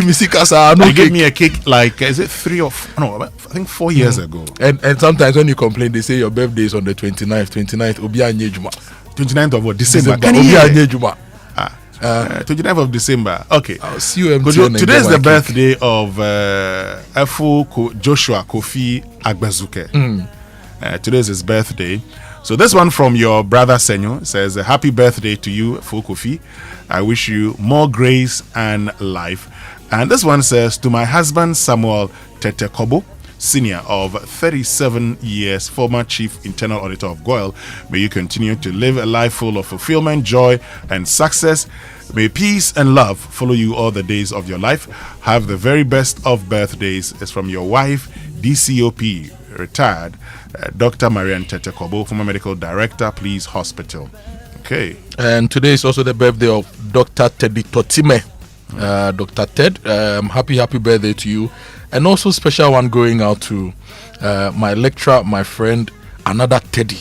Yes, Teddy Niyemo Anan of the University of Ghana. Today is your birthday. You turn 65 today. Oh. Yes. He doesn't look it. He doesn't look it, yes. And today is the 3rd day of the 3rd month, and his name is Ted. Okay. Yes. So this one says, happy blessed 87th birthday to Mom and Grandma Esther Hope Dogbe, a.k.a. Happy Yourself. Grandma, happy yourself. May she live forever, as from Mr. and Mrs. Michael Romeo Ajake. Okay, I was going to read the same message. Oh, you're going to read that? Yeah, but I don't have Esther. I have Ether. Oh. So I'm wondering if I'm getting it wrong or maybe you are. Anyway, which means we can get into the sports center. Somebody is doing a Gabaliza with the birthday. I'll read. He said the motorway was constructed a long time ago, over 60 years ago, around this time. Yes. And years on, we are still spending 5 years to work every day on the motorway. 5 hours. 5 hours to work every day on the motorway, and it's becoming unbearable. And this is Jerry from Tema Community 25. He wants to wish the motorway a happy birthday, and ask that we fixed it fast enough for them to use it. We have to. Winston, have you guys seen the video of the impending closure of the Medina Highway? We need to educate motorists because it's about to get wild on that stretch. So, because I've seen the video demonstration starting Sunday, March 8th. The northbound side of the road. From Accra Mall side to Emmanuel Eye Clinic side. So they are going to close the that road. whole lane. They are going to close it, and then we'll use the They'll turn the southbound to Medina to 37 side. So we have 2 lanes in and out instead of 4 in, 4 out, which is the original configuration. And so that they can do that bridge and do the motorway. More motorway troubles. more trouble. You know, the way we engineer that crime. And that will last 4 months. Yeah, the way we engineer this country. That's what the contractors told you. You remember the last one they did? When they tell you 4 months, so boy, brace yourself for some 6 months. Oh, to be fair, but the last one they reduced the timeline they gave, they stuck to it. Okay. They have money, so they'll construct. No, when they were building the 2, the same Tetokwashi, when they didn't. I used that. They finished in October. They said they couldn't be done in October. They were done in October. They didn't. I use it every day, and the period they gave, they exceeded. But that was comedy. That was warm up. It's about to get real. But let's get into the sports center now. Now that you can hear the voice of Tahiru Fentio. And Kojo, yesterday I saw numerous comments on the super zonals in the Ashanti region. Yes. You know the Gaza Power. Up to now, we don't even know the girl's name. Super Zonals always has all kinds of nicknames, right? But you see, our time we had Land Cruiser, we had Suzuki, we had Pajaro. Like the names of the athletes. When you're doing morning dirty. and my year group, the school prefect of Opokuari School, Kester Boateng. Charlie SP or science sprint 100 meters. Oh really? Crazy man. School prefect to the sprints. Kester Boateng. Charlie, that guy is a legend. Ashanti region super zonals, they do it differently. Oh yeah, I mean, I saw, oh my goodness, they're doing something even unique. Beyond the organization. I think the organization bit is not even the most impressive part of it. It's the patronage, and not just by students, right? It's outside it. The VIP section, no student is allowed there, and it's always full. What would we do? What must we do to get that event to become a qualifier for international competitions? Technically, it can be, but the problem is that one, you don't have standard equipment that they are running on. So the biggest issues with Interco are 2. The issue number 1 is that the track is not a standard track. Even the Kumasi track, it is not. Ghana, we have 1 or 2. 1, University of Ghana. Yeah. That came courtesy of the African Games. Africa, that's all we have. Yes, exactly. That's the only one we have. So Elwak, they don't mention Elwak. No. You can mention Cape Coast, Takrady, and we have a school of sports at Winneba, right? Or is yes, school of there's music? one there. There's a sports college. They don't have a standard track. The tracks, it's like a medical profession. You have to have a certain certification. People have to come, and you have to build it to certain standards before it can be certified. And we have to do that. Yes, exactly. So we have to, and we only just recently relayed the track. I think around 2018 or so. So we have massive issues, and that became a big problem because how do you relay a track in an era where tracks needed to be certified and nobody bothered to relay the track to the specifications? So what it basically means is that any time you run on that track will not be recognized worldwide. Wow. That's what an uncertified track means. But friend, after the super zonals at the various regional levels, can we bring the champions to Accra, for example, to the University of Ghana Sports Stadium to have a national or a super zonal Pro Max? Yes, it's something that the Ghana Athletics say they are working on actually to have a national championship. No, they have to. They have to because what I saw, the kids. I mean, those young ones. Yeah. Were doing times that I'm looking at. I'm like, hey. Yeah. I mean, the times are okay.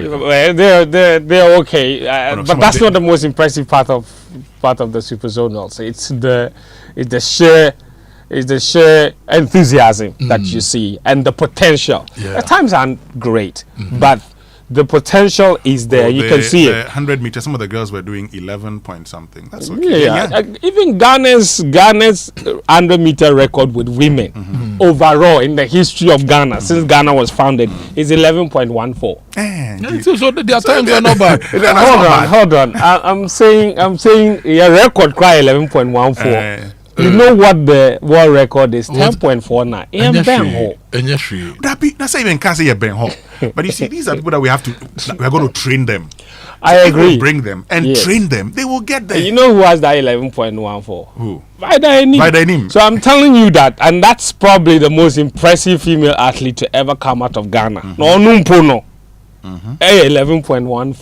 So I'm not saying that. I'm saying lower your expectations in terms of. Oh, I still think. Do you get what I mean? Train them but I agree 100%. In fact, let's just put this out there. Anybody that says that Interco hasn't been helpful is lying. In fact, all of our athletes that have given us joy in the last 5 years, the relay boys, whatever, all of them are products of Interco. So Joseph Paul Amoah is from Prempeh College, Azamati is from Preseg, all of those. Fentio is from Tumu Sectec. Yeah, I'm not. Canton Secondary. Canton Secondary, not Tumu Sectec. Okay, let's get into the sports center, Fentio. Let's get into the sports center. So the potential is there. But Fentio, I'm told when you were in secondary school, you were an athlete. I was not. I was in the drama club. So now Awindodo was an athlete. Oh, okay. If you are the musician. Oh, okay. She was an athlete. She used to be a sprinter. Oh, okay. Doing.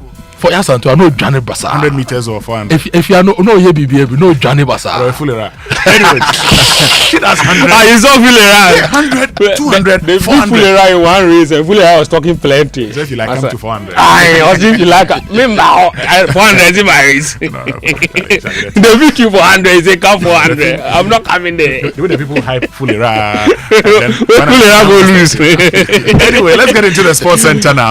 It's brought to us by MTN. Switch to MTN's eSIM. Download my MTN app to go SIMless today. Standard Chartered Bank, here for good.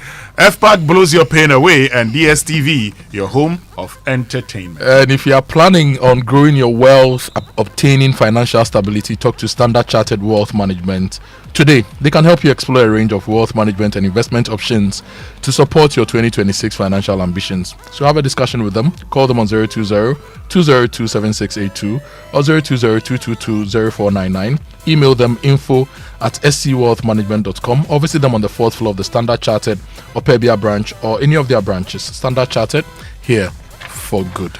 Now, look, make we talk true small. Emergencies, no, they give signal. So when life happens, Charlie, guess what? Momo Day. Borrow what you can handle from your Momo app. Pay back on time, no pressure. Because when you pay back, the cycle continues and you get to do more with Momo. Responsible borrowing be the real flex. Momo Day. Do more with Momo. Don't do. Please be hold on. Send it to my other number. Those of you who have been doing send. Why are people like when that? they say send it to the other number, I send it to the number I know. Whose money do you want to borrow and don't want to pay?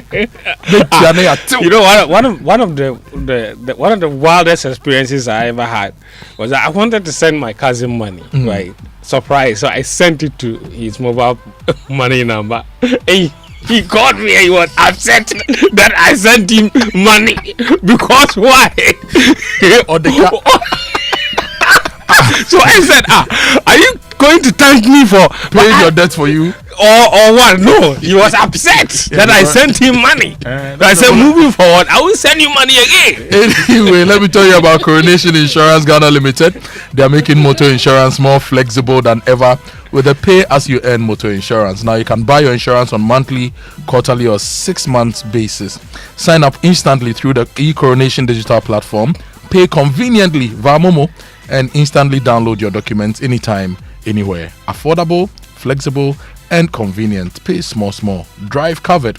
And remember, for every vehicle insured, an amount of 50 pesos is donated to promote an amount of 0.5 pesos is donated to promote road safety. So call 0302-773616 and 0308-249068. Or visit the head office at 35 Aviation Road, Airport Residential Area, adjacent the Nyaho Clinic. Pay small.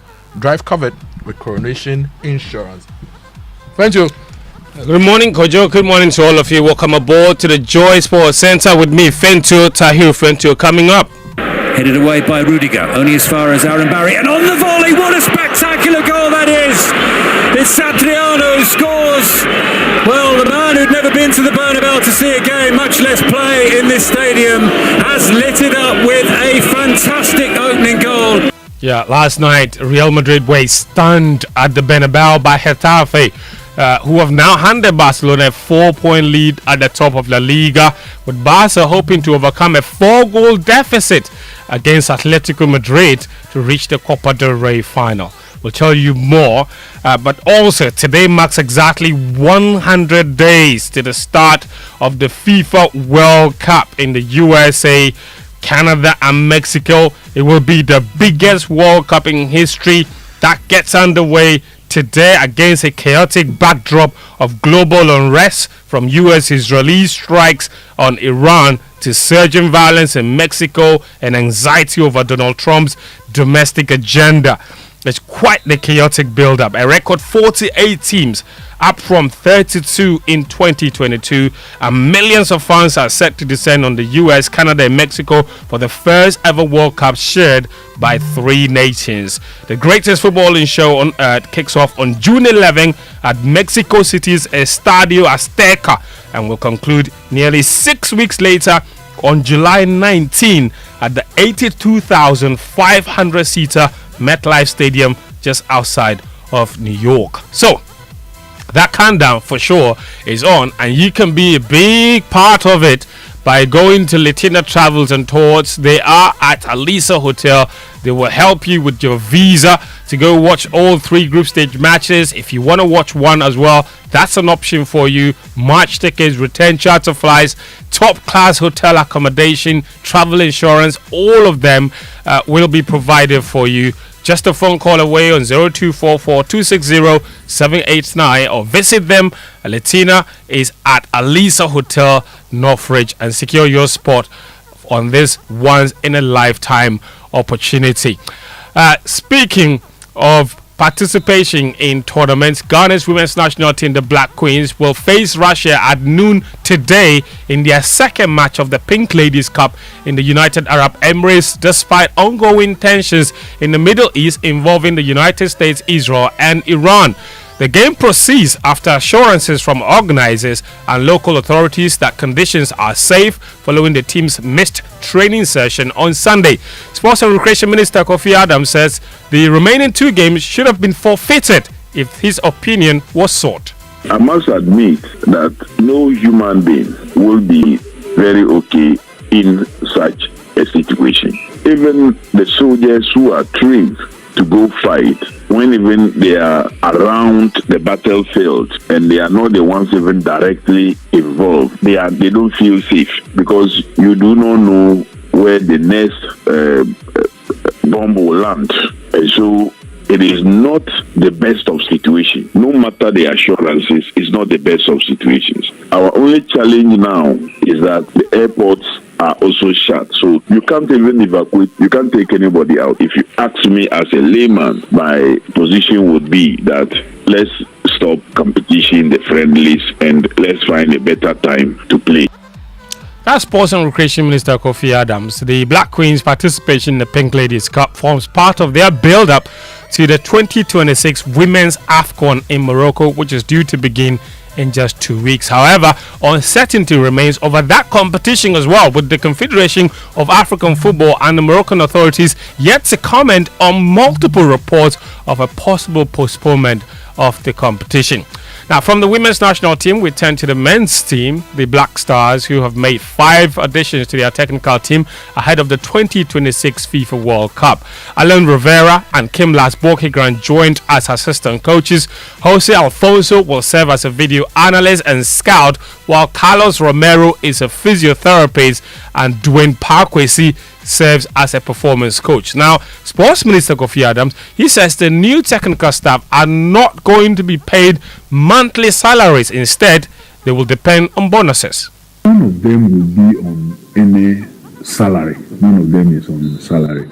But they will benefit from some of the allowances that are paid the team. And these additions is just for the World Cup. After the World Cup, the contract arrangement ends. So they will benefit from some monies, including maybe the appearance fees that are paid, but they will not get 100% of the appearance fees. Of course, they will also benefit from the winning bonuses that is entitled to any member of the team when they win. And then, of course, the per diems that are paid to team members, they will be entitled to. They will be entitled to other services that are rendered every member of the team, but they are not on salary. Sports and Recreation Minister Kofi Adams in that interview with City Sports. Let's go to the Ghana Premier League now, where Kumasi Asante Kotoko interim head coach Prince Owusu has singled out Hubert Jau for criticism over missed chances in recent matches that have contributed to the club's dismal run of form. Kotoko have won 1 of their last 5 games, including a goalless draw in their most recent encounter against 10-man Vision FC. Martin Jau was substituted. I think for the past 2 weeks, we're having a problem with Jawu. We're having a problem with Jawu at the last theft. He had a ball in his I think the first half. It was just a tapping. He always want to shoot it up. So he came up the post. We've been telling him a lot. This the warm-up situation, he came. So on our way to the dressing room, I went to him and told him, please, just tap it in. You're standing right in front of the ball. You don't need shot. And he have difficulty to tap the ball in. That's why we said, no, let's bring Baba, who is good for the ball, come and weave through the defense and see what happens. Why he's standing? He's just have to tap the ball in. Just have to tap the ball in. And he's not doing it. And I'll keep these fans all here. No, there's no goal. We get there. And then all the blames come to us. That's Prince Owusu, Kotoko's interim coach, with some very harsh words for Hubert Jau, the forward. Kotoko, of course, are third on the Premier League table with 39 points. They're 7 adrift of leaders Medeama. Now, the Ashanti Regional Super Zonal competition ended successfully last Friday, with several youngsters emerging as promising prospects in track and field. However, the Central Region edition was disrupted by hooliganism and it's been postponed indefinitely. Public Relations Officer of the Ghana Education Service, Daniel Fenyi, says proposals are being considered to involve security agencies to maintain order and prevent further incidents. You can trust that all these pockets of cases that have come to the Ghana Education Service serve as data, and that will inform some permanent decisions going forward. I give an example. In the Eastern region, 3 schools have been banned for 2 years. We step in to give sanctions. We step in to make sure the cases have been dealt with and all that. But we're also using them as case studies to take decisions going forward. So we don't expect that in the next set of games that we witness in the country, we will see these cases recorded again. Daniel Fenyi speaks for the Ghana Education Service. Let's do tennis now. The Accra Professional Ladies Open was officially launched on Monday at the Mansa Gold Chocolate Shop and Cafe. The all-ladies tennis tournament returns after a 3-year hiatus and will run from March 3 to March 8 at the Accra Lawn Tennis Club. Joseph Ayinga Walter has more in this report. The competition forms part of activities marking International Women's Day in Ghana. It also aims to celebrate the achievements of women, highlighting their growing contribution to sport and promoting healthy living. Speaking at the launch, co-organizer Na Ashika expressed excitement about the tournament's comeback. This year 2026, APL Open is opening up to professional tennis players in Ghana, and for the first time this is going to be a ranking tournament, but also it's going to be a tournament that helps us in preparation for the Billie Jean Cup this year. For all those who don't know, Billie Jean Cup is the Davis Cup version, the female version of Davis Cup, and this year we have over 43 young ladies who made it to the draw. Defending champion Leslie Ampa, who won the third edition of the tournament, has set her sights on reaching at least the quarterfinals of this year's competition. I actually want to play internationally, professionally. I want to reach somewhere that people will see me and be like, oh, I know her from childhood. She was in my school. She was this. She was my friend. Yes. I just hope I reach quarterfinals. Many of these young players will be aiming to make an impact and potentially win prizes ranging from cash rewards to travel and career opportunities at this year's Accra Professional Ladies Open. Reporting for Joy Sports, Joseph Ayinga Walter. Away from that, Martin Sotriano's superb first half volley earned Getafe a shock 1-0 victory at Real Madrid in La Liga on Monday night. A result that has left leaders Barcelona some 4 points clear at the top of the standings. They lead the table on 64 points, for Real Madrid on 60, Getafe at 11 with 32. Barcelona, they're in action later tonight. They will have to make the impossible possible in Tuesday's bid to overturn a 4-goal deficit to Atletico Madrid in the Copa del Rey semi-finals. That's according to their head coach Hansi Flick. I think everyone knows what happens tomorrow. So we have 4 goals behind.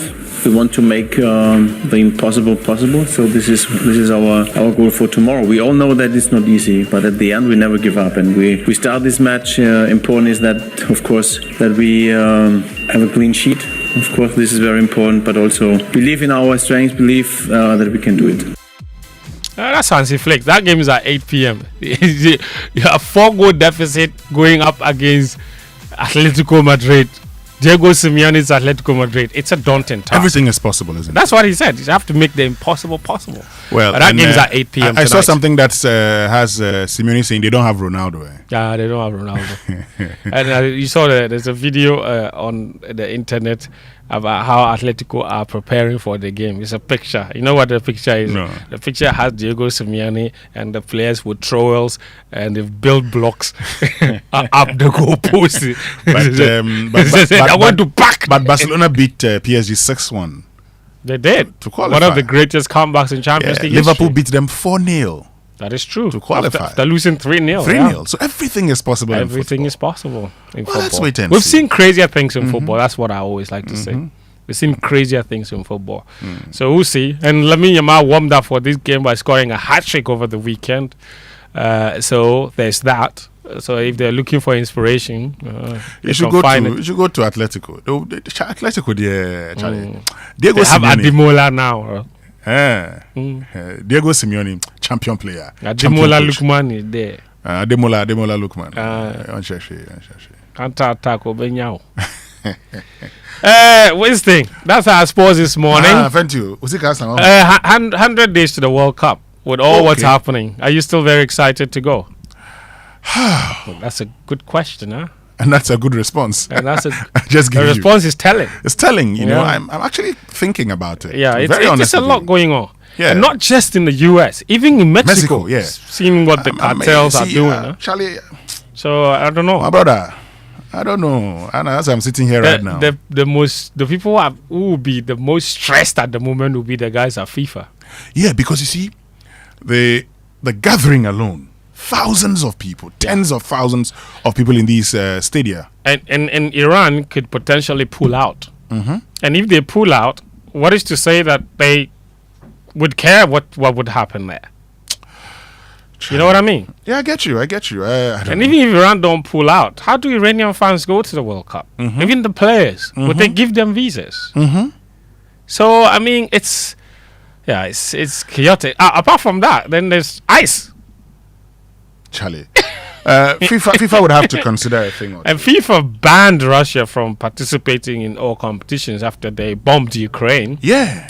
The next World Cup host at the USA and the Israel. I haven't seen any ban yet. No, you won't see it. Why? One bombing is better than the other? Or can you explain what's going on, Winston? Can I explain? Yeah. You know better than I do when it comes to these things, don't you? Well, you tell me.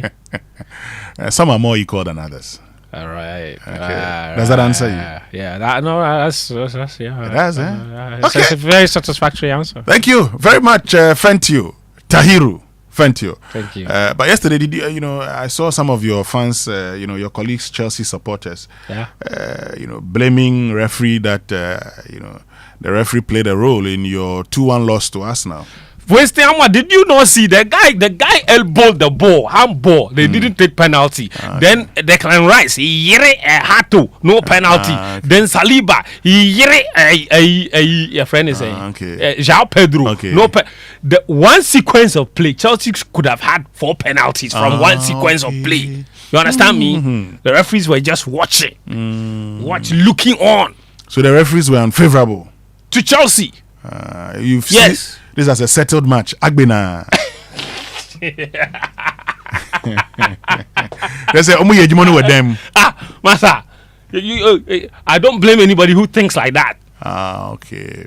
Why, Winston, you didn't watch the game? No, I didn't watch it. I only watched Man United beating, even the Man United game, the penalty and the red card they took against Palace. In your heart of hearts, put your hand on your chest and be honest to God. Was it a penalty and a red card? Come and be in my heart, On that note, it's time for the Business Minute. It's brought to us by Anointed Engineering Services, the generator experts. Hello, welcome to the Joy Business Minute, brought to you by Consolidated Bank Ghana. We stand with you and Anointed Engineering Services Limited, the generator experts. Oil prices have surged amid escalating tensions in the Middle East. This follows a strong warning from an Iranian official who threatened to block the Strait of Hormuz as the conflict involving the United States and Israel continues. Meanwhile, economist Dr. Duo Susakodie is warning of serious consequences if the tensions persist. He says rising crude oil prices are already pushing up fuel costs in Ghana, with projections indicating further increases in the coming weeks. The Ministry of Finance has announced the expiration of restrictions on new domestic bond issuance. Finance Minister Dr. Kaisel Etoforsen shared the update on his social media platforms. And the Ghana cedi continues its strong recovery against the US dollar. New data from commercial banks show that the year-to-date depreciation has slowed significantly. And that's the Joy Business Minute, brought to you by Anointed Engineering Services Limited, the generator expert.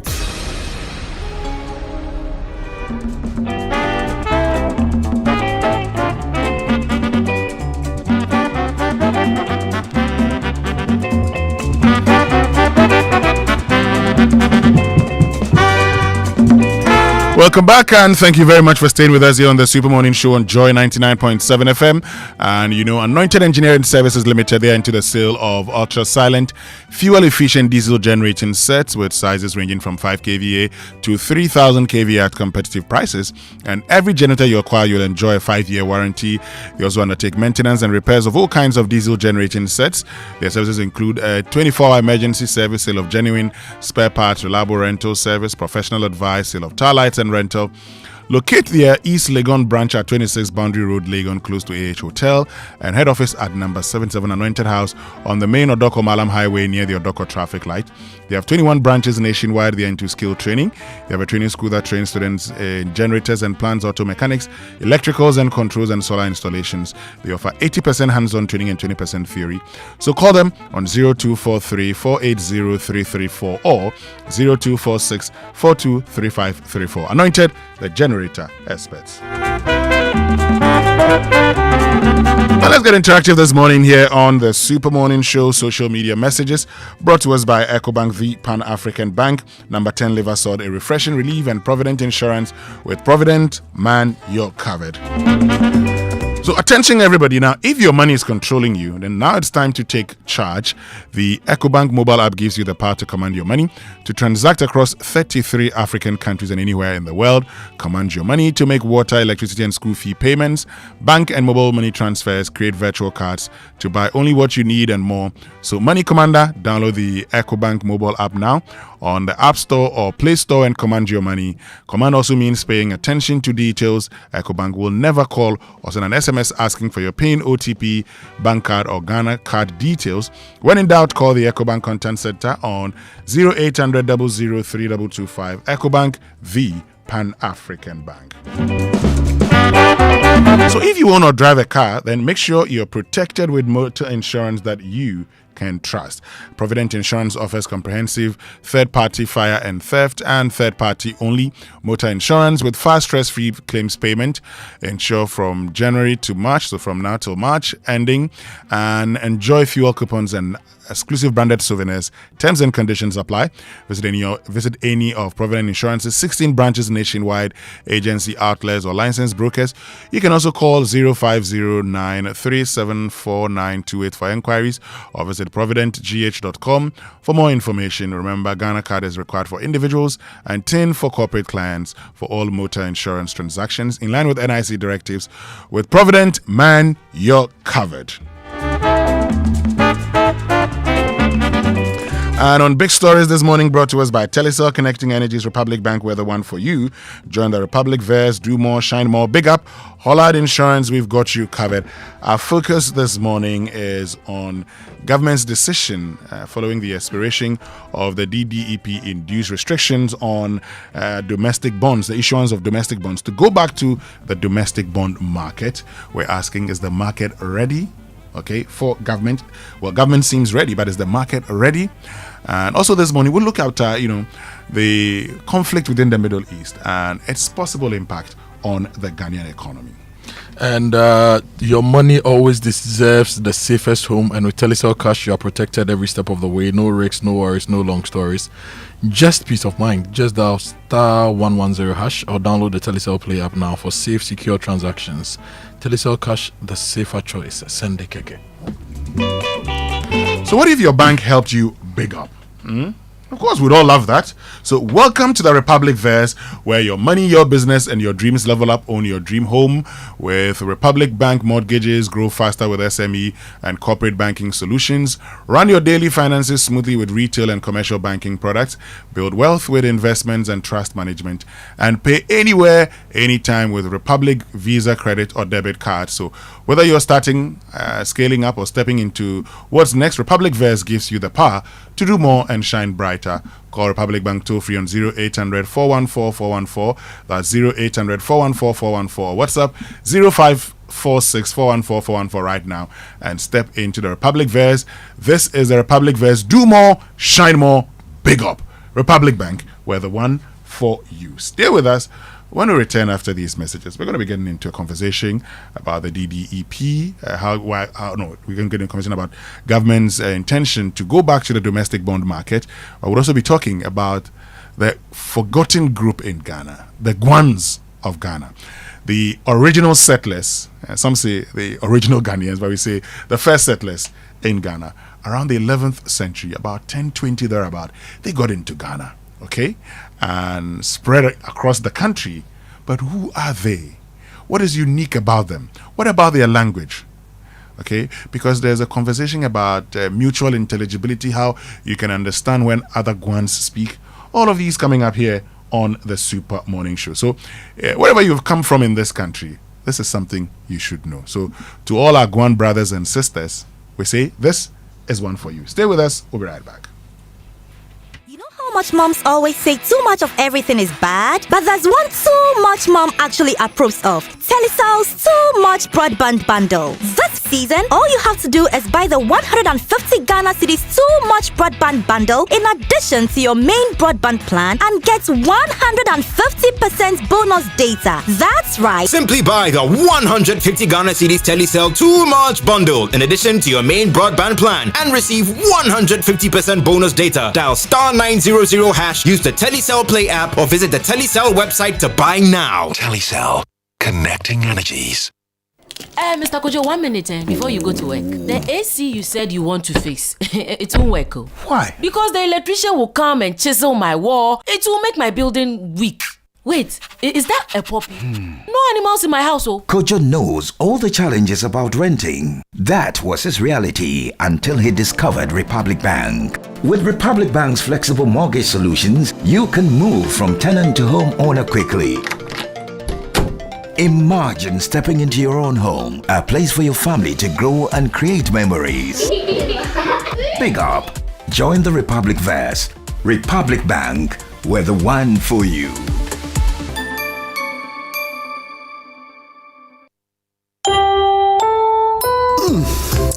shouldn't have gone to that party. Masa, my head is killing me. Is that your stomach? Yes. What did you eat? I don't know. Get rid of your gastric problems with number 10 liver salt. Number 10 gives you quick, effective relief from nausea, indigestion, heartburns, hangovers, and hyperacidity. And with different fruity flavors such as orange and lemon, it's a pretty tasty way to end an uncomfortable situation. Number 10 liver salt from Ernest Chemist, because everyone needs a chemist. This advert has been vetted and approved by FDA. Kuma has always dreamt of commanding his own military forces. Attention! Eyes right, stand at ease. Because that dream is still a vision in progress, he spends his time commanding his money with the EcoBank mobile app. Operation Supplier Payment. Dispatch 1,000 units of currency from Accra to Benin.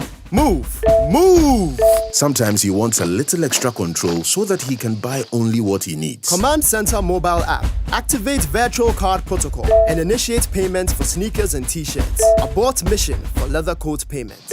Even when the general is fast asleep, his standing order marches out to sort his bills. With the EcoBank mobile app, you can command your money to make safe transactions in Ghana and across 33 African countries. Download the EcoBank mobile app on the Play or App Store today. By the left, about turn. EcoBank, the Pan-African Bank. EcoBank will never call or send an SMS asking for your PIN, OTP, bank card, or Ghana card details.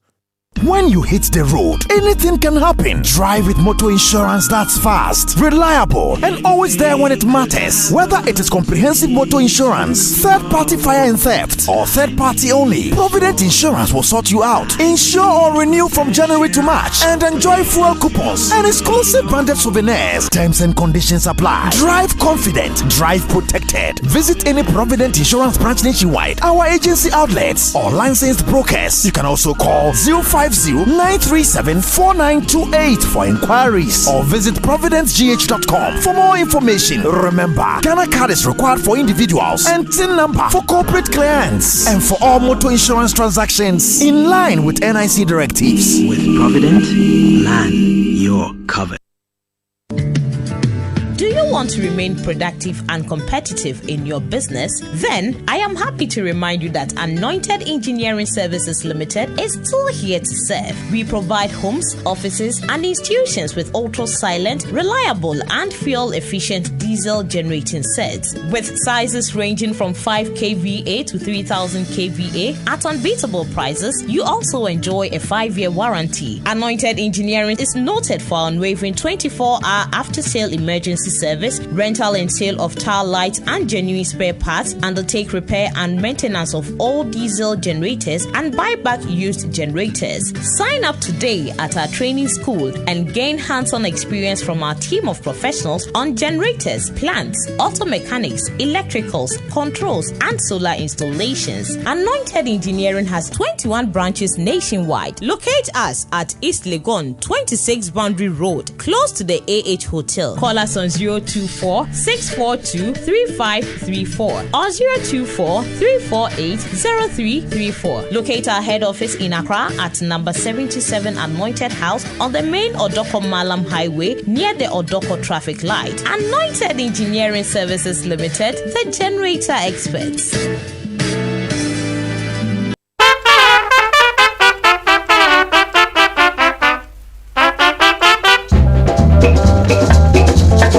In your cup, enjoy on the set. The Super Morning Show is always the best on Joy 99.7 FM. Imagine me bottom belly, kolo mama yeah. Imagine me bottom belly, kolo mama yeah. Imagine me bottom belly, kolo mama yeah. Imala loga, baby, imala loga. Imala loga, baby, imala loga. One say mama digi way, one say oh. One say mama digi way, one say oh. Yeah, yeah, yeah, yeah. Mama, baby, one say mama digi way, one say abba, abba. One say mama digi way, one say abba, abba. One say mama digi way, one say.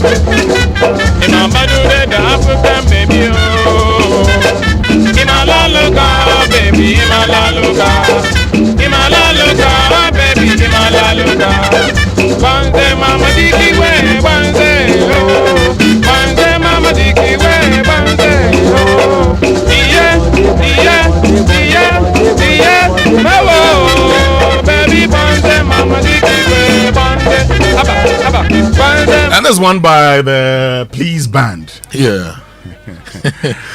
Omudija. May you fun. May you fun. That's... You know, the Please Band is one of the oldest musical institutions. Yeah, they originated in the Gold Coast sometime in the 1918, 1919, 1920, thereabouts. So it's one of the oldest musical institutions. Yeah. Okay. I like that. We'll talk more about this, but let's get onto the phone lines because we've been joined by Professor Godfred Boateng, who is Professor of Finance at the University of Ghana Business School. Prof, good morning, and thank you very much for joining us. Yes, good morning. And good morning to our listeners. Great, and we hope you're doing very well. So yesterday, the release from the Ministry of Finance talks about the expiration of the DDEP-induced restrictions on domestic bond issuance. And, point 5 says the expiration of the restriction paves the way for government to drastically reduce its dependence on treasury bills to finance its budget and allow for the issuance of new, longer-dated domestic bonds. Well, government seems ready, but Professor Boateng, is the market ready for government? Well, thank you very much. The market is ready. Okay. You can see this has been long in the coming. You could see from government strategy from 2025 that they had been preparing the market and investor sentiment towards this year.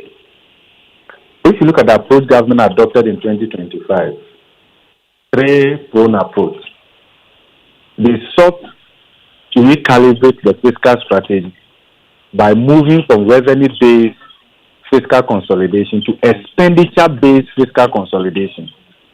In nominal terms, they shrunk expenditure in excess of 10 billion cedis. So what they did from the fiscal side, that once they compress expenditure, reduce the gross financing needs by administering what they call the shock therapy, and then at the same time amended the Public Financial Management Act and enshrined debt limit rules, including a debt to GDP ratio of 45% to be achieved by 2034 or earlier than that. Then they also specifically indicated a primary surplus of 1.5% to be recorded. Then this was complemented strongly by monetary tightening, especially there was increase in sterilization in terms of mopping up of excess liquidity from the system, and then also the intervention, even the Bank of Ghana would prefer that we call it intermediation, by injecting billions of dollars into the economy, caused the strengthening of the local currency. So in terms of our exposure, market to market of external debt, our total debt in CD terms came down significantly. Now the results of all of that is that they had been preparing for an entry into the bond market where, because they shrunk aggregate demand, essentially what government did in bringing inflation down was to shrink aggregate demand, both from the fiscal side and monetary tightening. So we are in the situation where inflation had come down significantly. In fact, end of January was 3.8%. Yeah. Actually, when you listen to the Bank of Ghana, in fact, actually the press release after the recent MPC meeting, Bank of Ghana itself admitted that if the process of disinflation had been faster than they themselves expected.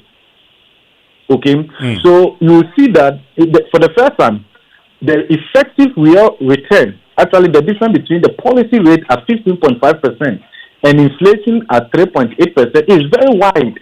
In fact, you don't find any country in the Southern Africa with such a wide spread. Okay, that again signals some level of inefficiency there, and we expect that in the next couple of MPC meetings they will seek to close that gap. Now, even if you benchmark the inflation targeting to core inflation, it's lower. Okay, so what is the result of this? The result of this is that there is a certain level of liquidity glut in the system right now. Okay. Because there are very limited options right now for people to put their money in, right? So there are those who are turning to the stock market. Of course, the theory is quite strong.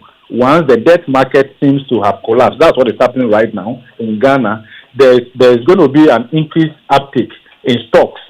That's the pathway. So we expect that there will be increased uptick in stocks, but there are not many stocks that are lucrative on the Ghana Stock Exchange. Of course, the MTN and the others are there. Now, given that inflation has come down significantly, and government is not borrowing as they used to do in the time past, and there are limited options. In fact, even though we've seen inflation come down, we've seen interest rates come down, the real sector of the economy has not been de-risked. So banks, financial institutions still face considerable risk in channeling this excess liquidity into the real sector of the economy because of the increased risk in there. So because of that, they don't want to keep the money lying idle. So they are all chasing treasury bills. I mean, it's better to get something than nothing. And for that reason, there's excess supply of credit in the money market relative to demand, which has caused the treasury bill rate to also come down across all yields in the money market. Once you have this situation, government then sees this more or less as a perfect situation to enter the market because there is excess liquidity. Investors are looking for where to put their money. The real sector hasn't been de-risked. Remember, all the gains government is talking about is not as a result of structural transformation in the economy or productivity transformation or some kind of de-risking of the real sector, but it's more from the fact that we are looking at the demand side, aggregate demand and all of that, and then shrinking expenditure and all of that. So you notice that apart from roads that government is heavy on, and I agree and I respect the president for that decision, we need to network the 16 regions of this country by expressway. We need to do it regardless of the cost. Apart from that, where else do you see intervention in the economy strongly? Okay, from the government side. Remember, the government is the biggest consumer. The government needs to spend progressively and prudently to stimulate growth and all of that. That is not happening right now. So because of that, there is liquidity glut. Now, government says that, of course, you can also see that from the 2026 budget, that the gross financing needs, working up to around 64.3 billion Ghana cedis, they will tend to close that by operating in the medium to the long-term end of the yield curve rather than the money market. So the signal has been clear and all of that. And I think that this is also the right time for government to enter the market because rates are just low and people are looking for safe instruments to put their money in and all of that. And therefore, this will be attractive. The question is whether the domestic issuance will be open also to foreign investors or offshore. Why is that necessary? That is necessary because of the ongoing external debt restructuring, right?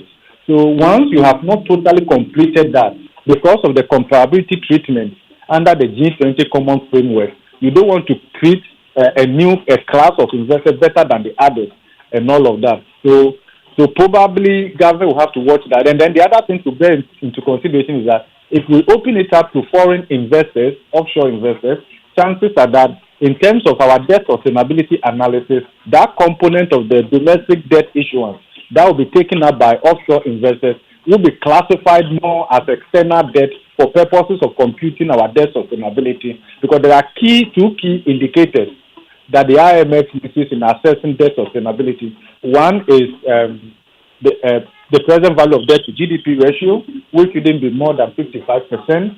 Okay, then the other one is the external debt service to revenue ratio. So the external debt service there, if you issue domestic debt and a component of that is taken up by offshore investors, chances are that needs to be classified as part of external debt, and that could affect your classification along that line. Remember that the October debt sustainability analysis that the IMF did, we had actually exited high risk of debt distress category, technically per the modeling, even though the IMF chose to put a different interpretation on that, because even though debt to GDP ratio had come down and all of that, there are other liquidity risk vulnerabilities in the economy that they feel that if they look at all of these things, it will be premature to move Ghana to a medium debt category, and they chose to keep our status as high risk debt distress. So those are some of the dynamics that we have to look at. And I think the minute you can see from the statement, the ministry is upbeat about entering the market because the conditions are right, rates are low, there's liquidity out in the market and all of that, and therefore government will be able to reopen the market and get rates that are quite consistent with our medium-term debt strategy. Great. So let's look at it this way. You're saying this is a smart move by government because now it can get, long-term debt at a very good rate. Yes. Okay. Now, the other thing I want us to look at is the conflict in the Middle East. How's that likely to affect us? We are part of the global economic system. So the pass-through effect is real, and also given where the conflict is happening, and then within the region, and the strategic role that the region plays in the global economy, especially the energy sector, fuel prices, the uncertainties, and all of that. So to that extent, every country will be assessing the risk, and then they will be looking at putting in place the measures to probably withstand the shocks from this. So no country is particularly immune from this uncertainty. Yeah. And talking about the shocks, what kind of shocks are we looking at here? Probably crude oil, given our reliance on crude oil. In fact, the entire world is exposed in one way or the other. One is not too sure how far this conflict will travel and whether it's going to be contained within the geographically defined area. And of course, we've seen the spillover and all of that. So clearly, nobody prefers uncertainty. Okay, we all prefer relative certainty for purposes of planning and all of that. And if you look at Ghana, for instance, if the shock happens in the area of crude oil, for instance, we are very exposed in terms of the pass-through to export price in Ghana. Even though the cedi has been stable, if the world price of crude should go up, chances are that the oil marketing companies would adjust the price upwards. There is a strong pass-through of that to transportation and then to inflation and all of that. So the risk is quite real in terms of the transmission mechanism. But of course, there are those who also hypothesize that certainty all this while, especially with Trump's administration, has benefited the gold market. And given that we are heavy on gold exports, in terms of price, that works for us. But we need to look at the entire value chain. The competition forms part of. Yes, Prof, please go ahead. Yes, so we need to look at the entire value chain, and I think that if you look at the core from all over the world, the issue is to bring certainty, de-escalate largely, so that the world reorganizes itself along more predictable ways. So the uncertainty clearly will have implications for our economy as well, especially part of export price, the fuel, because that plays a key role in the economy. If you look at the inflation aspect, you see that transportation has a higher weighting, and therefore anything that affects transportation prices would certainly also push inflation up. And then there are other externalities that are not totally positive in that regard. Now talking about the export prices, fuel prices, what do we do then? How do we deal with these possible shocks? We have a market, a formula that responds to the market dynamics, both local factors like the exchanges and then the external factors like the world oil price. It depends on, but I think that probably to some extent government would allow the pass-through and then see whether there has to be, how long this crisis will go and what other cushioning mechanism we need to put in place. I'm saying this because if you look at what happened in the cocoa sector, with the world cocoa price coming down and then the aggressive strengthening of the currency, we could see clearly that there was no way we could buy cocoa at the farm gate that government had promised and be able to sell the cocoa at the world price, get the dollars, convert it at Bank of Ghana's low exchange rate, and even break even. We could not break even. In fact, our back of the envelope analysis tells us that the entire cocoa projected to be purchased in the 2025-2026 season, the government had done so at the price that they agreed. The losses on the books of cocoa board would have been more than 18 billion cedis. I'm sure those were the considerations, whether government wants to take on these losses on its books, and that is almost like borrowing more than 18 billion cedis and adding that to your debt stock, right? So given the tight fiscal space and then the kind of debt sustainability path we have set ourselves on, government felt that they should rather pass on these losses to poor cocoa farmers rather than the state absorbing this on its books, right? That was the decision government took. And that is not the only thing. If you see the compression of expenditure and the low inflation, you will see that even across a number of different farmer categories in Ghana, some are recording negative yields on their output in terms of price, and then what they realize at the end of the day. If you check the January inflation, you see that when it comes to cereals and staples, in terms of price development, is negative. Okay, so meaning that these poor farmers are getting lower than the year before. Their income levels are already low. So the low inflation, reduction in food prices and all of that, especially from the retail producers, actually benefits those who have more money to consume, and the top 1% of Ghana's population that consumes more than 40%, or that accounts for more than 40% of the total consumption. The poor farmer is left poorer, whether you look at it from cocoa farmers or rice producers at the micro level, at the peasant level, they are left poorer.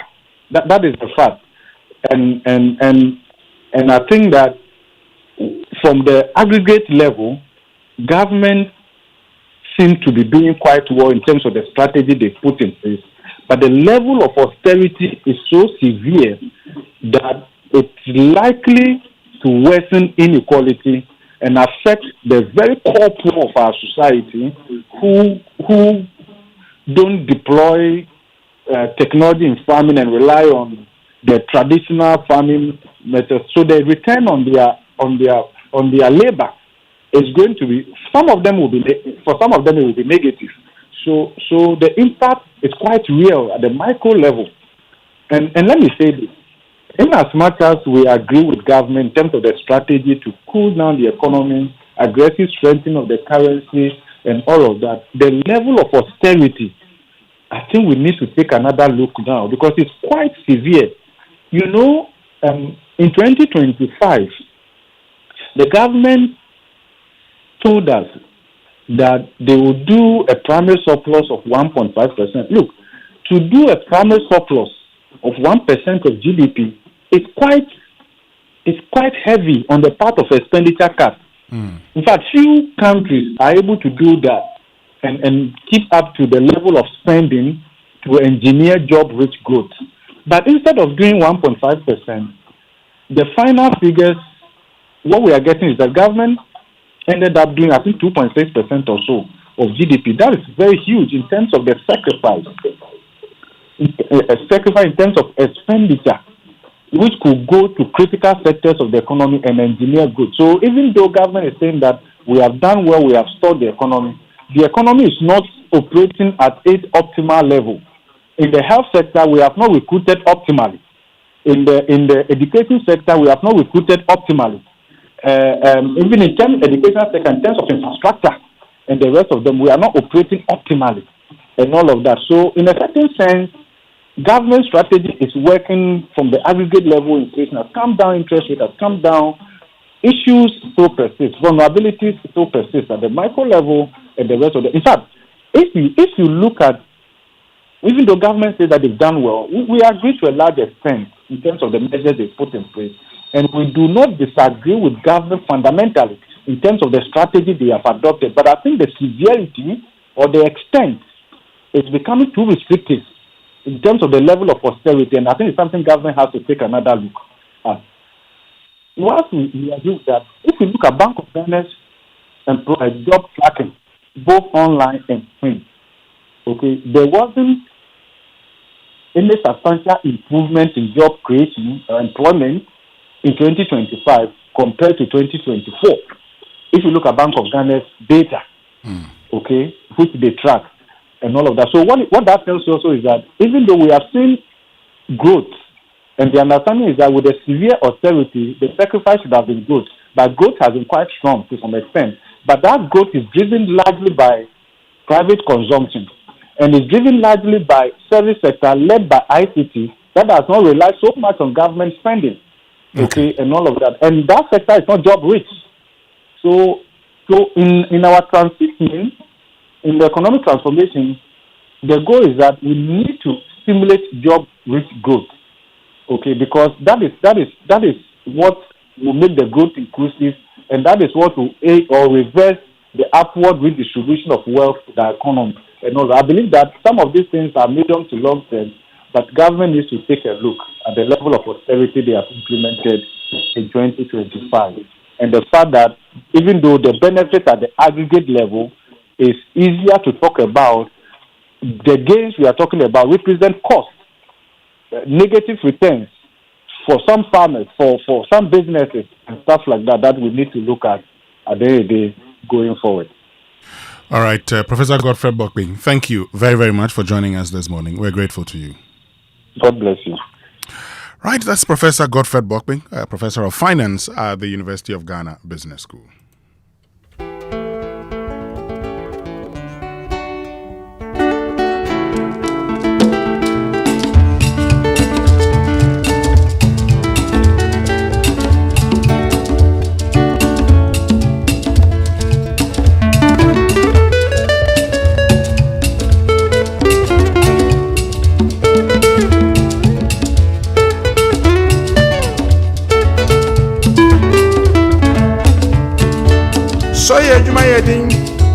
Ben Sarah, and then Uncle Pure, and Brandy and Yesika, Siadampa, return you.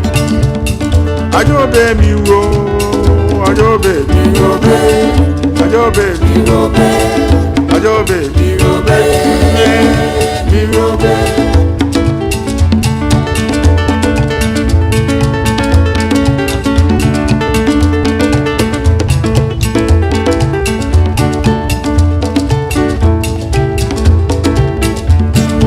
so ye my heading, ye ben Sarah, and then young Quampon, Minya man, Yesika, Siadampa, and the you want the heading, ye ben Sa, Yami, my quaint, Yesika, Niensia Dampa, wait to Nien Tridianepa, Nien Tundianibi. You know, because Professor Boateng ends on the fact that you can, in some of the, plants, for instance, there's a disinflation, which means that they're getting less than they got a year ago. Yeah. And so for these people, certainly things may not be the best for them. Mm-hmm. And so you want to find out what do they do? Yeah. We'll throw it out and so, but you need to go into value addition. Yeah, but hey, it's not that easy sometimes. Okay, so it's important that we get money. In all your gettings, get money. Because you see, if you don't have money, I've told you before, when you go to the funeral, you, as part of your contribution, will pack the chairs. And when they share the jollof, they won't give you meat. But when they give you funeral jollof without giving you meat, and the water, they won't give you bottled water, they give you sachet water. Yeah, but what does he want? And it will not be chilled. But why should they give you bottled water? What is your contribution to the funeral? unless they respect you, unless you are Ebusiapin, now and they'll bring your food to you in your house. The way I'm lining my stomach for funeral jollof this weekend in Koutafo, it's not easy. Oh, okay. I'm going for the funeral of the father of Kwekwa Seasari. Hey, Ofayao. Yeah, that funeral too. It's in Koutafo this weekend. Yeah, Ofayao was the father-in-law of Amoah Seasari, the Honorable MP for Ayawaso East. Okay. Who is now the chairperson of the Public Accounts Committee of Parliament. Yes. So that funeral jollof there. Koutafo. Yes. Hey. Pastor Tutu is launching his book on Saturday. So you can represent Pastor Tutu. I'll go and eat the funeral jollof. So yes, I would. You will eat anointed rice. I'll represent SMS at the launch of Pastor Tutu's book. Then you represent SMS in Koutafo. Yeah, and that is very crucial. In Samuel Adame's voice, that's crucial.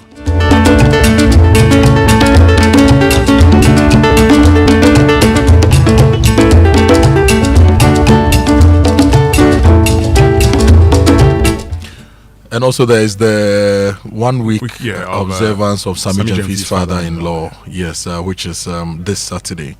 And let me also, on behalf of Victoria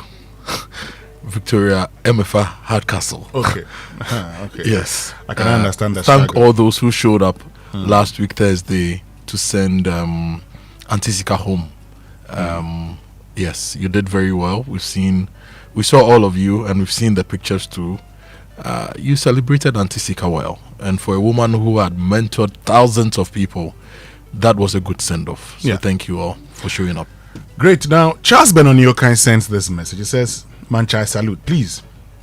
There are no persons better placed to promote Ghanaian songs than you on radio. The onus is on you, and if our old music is to stay alive and not go extinct.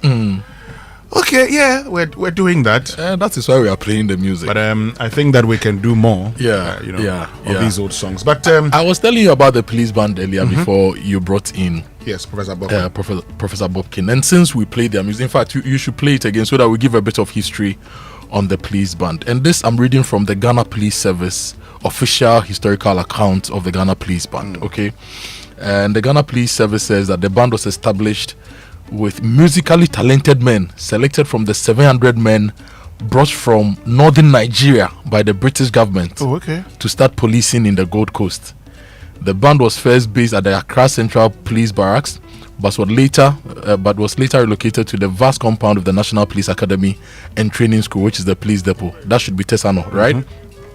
Now, this was spearheaded by a British bandmaster, G.T. Marsh, whose official appointment is dated at 1923. The bandsmen did not have secular education at the early stage. However, they were augmented by retired army bandsmen from the Royal West African Frontier Force, who during their career underwent a short course at the Royal Military School of Music in Britain. And these are some of the music directors of the Ghana Police Band to date, the ones that have been captured. DSP Mr. J.K. Terrier, 1959 to 1964. ASP Mr. NSI, 1964 to 1971. Superintendent Mr. Okra, 1971 to 1982. Superintendent CVK Twazra, 82 to 87. Superintendent Techimensin, SR Techimensin. CVK comes again, 1988 to 1990. And the Superintendent Mr. Hope Zokui in 1990 to 95. The Superintendent Mr. C.K. Nimako, 95 to 97. DSP Mr. J.B. Pinkra, 97 to 99. And ACP Mr. C.K. Nimako, 1999 to 2005. DSP Mr. Frank Hukpoti, 2006 to 2010. And DSP Mr. G.A. Terrier, 2010 to 2014. So this is a history of the Ghana Police Service Band, which was formed with men from northern Nigeria in the 1918s but by 1923 officially a band's leader was appointed in 1923. So that's the Ghana Police Service history, and we enjoyed their music earlier. Yes, let me just bring this back briefly before we get into our next conversation.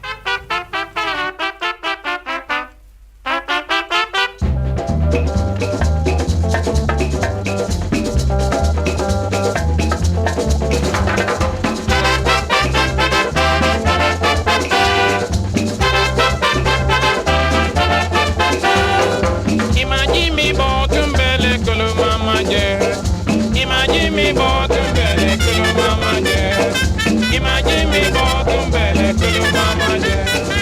Ima la loga, baby, Ima la loga.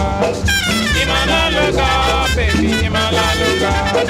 Once Mama Diki way, once oh. Once Mama Diki way, once oh. Yeah, yeah, yeah, yeah. Mabo, baby, once Mama Diki way, once. Once Mama Diki way, once. Once Mama Diki way, once.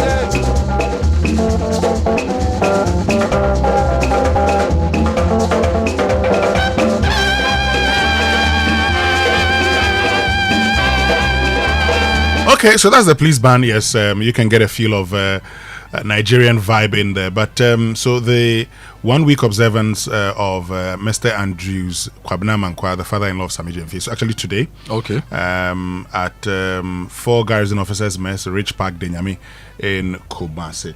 But still to come here on the Super Morning Show, we're going to be talking about the history of the people of the Guan people of Ghana.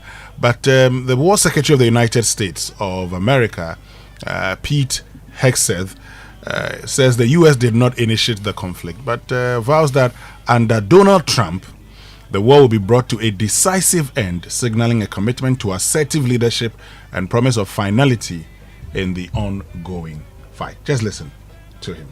Turns out the regime who chanted death to America and death to Israel was gifted death from America and death from Israel. This is not a so-called regime change war, but the regime sure did change, and the world is better off for it. For 47 long years, the expansionist and Islamist regime in Tehran has waged a savage, one-sided war against America. They didn't always declare it openly, except for their constant chants of death to America. They did it through the blood of our people. Car bombs in Beirut, rocket attacks on our ships, murders at our embassies, roadside bombs in Iraq and Afghanistan, funded and armed by Iranian Quds Force and IRGC killers. My generation of veterans carry the names of brothers who never came home. Brothers butchered by Iranian-backed roadside bombs and well-armed militias, thousands of our own. We didn't start this war, but under President Trump, we are finishing it. Their war on Americans has become our retribution against their Ayatollah and his death cult.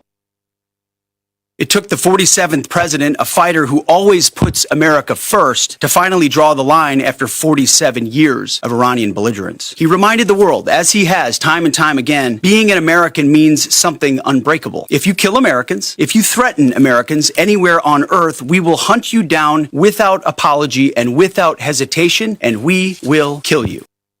Turns out the regime who chanted death to America and death to Israel was gifted death from America and death from Israel. This is not a so-called regime change war, but the regime sure did change, and the world is better off for it. For 47 long years, the expansionist and Islamist regime in Tehran has waged a savage, one-sided war against America. They didn't always declare it openly, except for their constant chants of death to America. They did it through the blood of our people. Car bombs in Beirut, rocket attacks on our ships, murders at our embassies, roadside bombs in Iraq and Afghanistan, funded and armed by Iranian Quds Force and IRGC killers. My generation of veterans carry the names of brothers who never came home. Brothers butchered by Iranian-backed roadside bombs and well-armed militias, thousands of our own. We didn't start this war, but under President Trump, we are finishing it. Their war on Americans has become our retribution against their Ayatollah and his death cult. Morning Show. The Ghana Exim Bank is 10 years old. Hooray! And to commemorate this milestone, the Ghana Exim Bank is hosting a 2-day international conference on the theme, A Decade of Enabling Export Trade and Industrial Transformation, Resetting Gexim for the Next Frontier. The event takes place on the 25th to 26th of March at the Kempinski Hotel, Gold Coast City, 8 a.m. each day. President of the Republic, His Excellency John Dramani Mahama, will perform the official opening of the conference. Special guest and speaker, Honorable Elizabeth Ofosue-Jari, Minister for Trade, Agribusiness and Industry. Conference host is Honorable Sylvester Adina Mensah, Chief Executive of the Ghana Exim Bank. For inquiries, call 0208-541-480 or visit eximbankghana.com/conference to register. Media partners, Daily Graphic, Media General, The Multimedia Group, City FM, Radio Gold and Channel 1 TV. And knowledge partners include IFC and SME Finance Forum.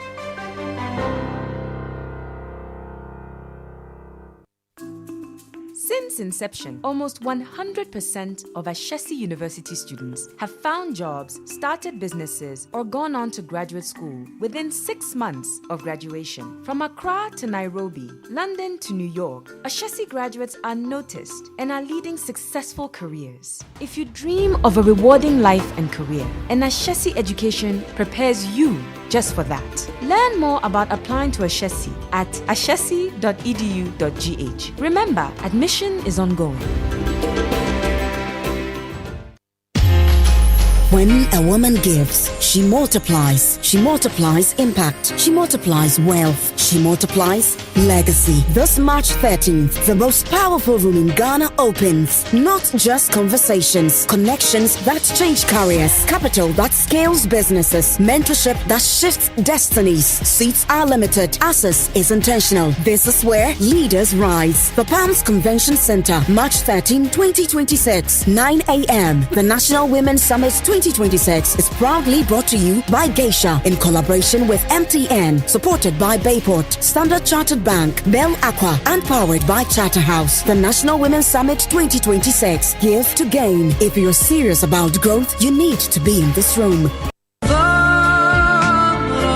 Ramadan Kareem, a season of peace, blessings, and giving. Electroland Ghana Limited is bringing blessings into your home with special value deals on Samsung, TCL, Media, and NASCO. NASCO TVs from just $699, bottom fridge freezer from $1999, chest freezer from $1999, Samsung 6kg twin tap washing machine for 2,999 Ghana cedis, Samsung microwaves from 1,799 Ghana cedis, TCL 43 inches for 2,999 Ghana cedis, TCL water dispenser for 1,599 Ghana cedis, TCL front load inverter for 5,999 Ghana cedis, Media air cooler for 1,499 Ghana cedis, air fryer, juicer, stand mixer, and blender at all special Ramadan prices. Visit EGL showrooms and authorized dealers nationwide. Call us on 0503-159739 and on our website at www.electrolandgh.com. Electroland Ghana, bringing Ramadan value home.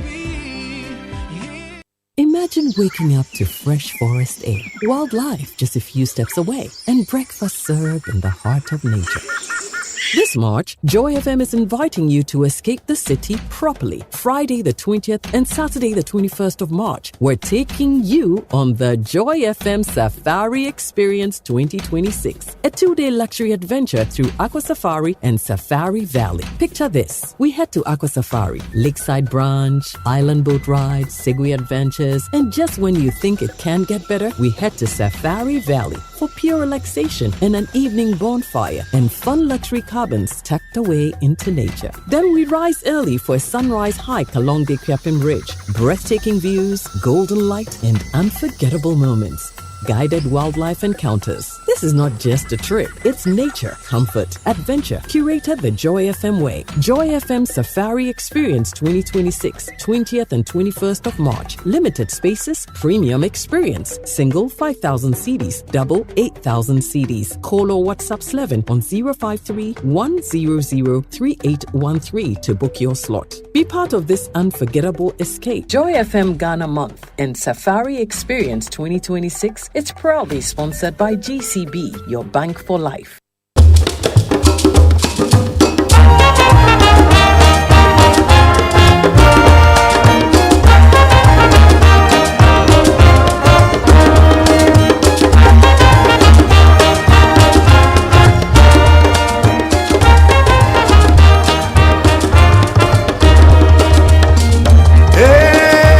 Everybody,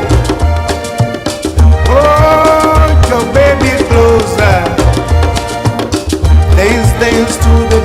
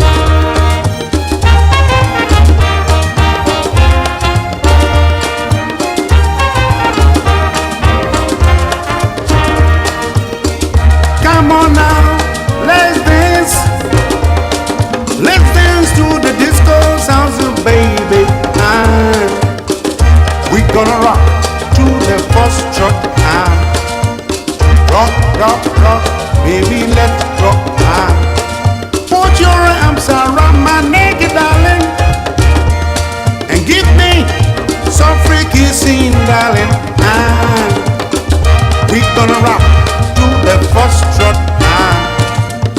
Rock, rock, rock, baby, let's rock. Still live here on the Super Morning Show on Joy 99.7 FM, Tuesday, the 3rd day of March 2026. And it's some 5 minutes to 9. Part of our Ghana Month celebration. Our focus this morning is on the history of the Guan people of Ghana. Okay, so stay with us here on the Super Morning Show. But let me ask you, what chapter are you on in your 2026 story? Is it a chapter of new plans, fresh starts, or finally saying yes to the things you've been putting off? Well, with ABSA, you're supported at every step with tailored banking and finance solutions like loans, credit cards, and digital banking that help you save, plan ahead, and take control of life's big and small moments. So whatever chapter you're writing this year, let it end in a yes with ABSA. Your story matters, ABSA. And Ghana Exim Bank is 10 years old. The bank is hosting an international conference on the theme A Decade of Enabling Export Trade and Industrial Transformation, Resetting Ghana Exim for the Next Frontier. It's from 25th to 26th of March 2026 at the Kempinski Gold Coast City, Accra at 8 a.m. each day. Now, the president will perform the official opening of the conference, and it will bring together captains of industry, thought leaders, and decision makers in the global development finance ecosystem to deliberate on emerging issues in development finance. Now, you can call 020-8541-480 for enquiries. And if you want to register, go to eximbankghana.com/conference to register. The conference host is Honorable Sylvester Adina Mensah, Chief Executive of the Ghana Exim Bank. Media partners, Daily Graphic, Media General, Multimedia Group, Radio Gold, Channel 1, and knowledge partners, IFC and SME Finance Forum. Well, if you already have a valid US or Canadian visa, then this message is for you, because Adansi Travels is offering specially curated grant packages for 2026 World Cup tailored specifically for travelers who already have visas. Enjoy structured accommodation options, match access support, transport coordination, and full-on grant support in the USA and Canada. From Boston to Toronto to Philadelphia, Adansi Travels will handle the logistics so you can focus on the joy of the 2026 World Cup. Don't let your visa sit idle while history is being written. Call Adansi Travels today on 0595 500 817 or 053 100 8550. Joy is here. Choose yours now. And if you want to enjoy the ultimate football experience, just renew your motor insurance with Enterprise, and it could be like Jonathan Syme in the Naturally Motor insurance promotion from Enterprise. Just buy or renew your motor insurance with Enterprise Insurance and stand a chance to win big. A sponsored ultimate football experience, fuel coupons, airtime, and branded souvenirs from now until May 2026. This promo is regulated by the NLA. Terms and conditions apply. Enterprise Insurance, your advantage. Great. So, Kojo, we're about to get into a conversation, one that excites me so much. Yeah. A conversation about the Guans of Ghana. Mm-hmm. The fact that these are the original settlers or first settlers in Ghana. Yeah. Some say original Ghanaians. So, this first settled in this part of the world. Yeah. Now, some say, and we say that archaeological information would indicate that this part of the country, Ghana, has been inhabited for more than 5,000 years. So you can reasonably say, okay, so these Guans have been here for more than 5,000 years. But also, a lot of the literature would date back to 1000 AD, so around 1020, as when the first group of Guans got into this country. Mm-hmm. We're going to get into that conversation shortly here on the Super Morning Show. Conversation about the Guans, and what better way to start than dropping a futu.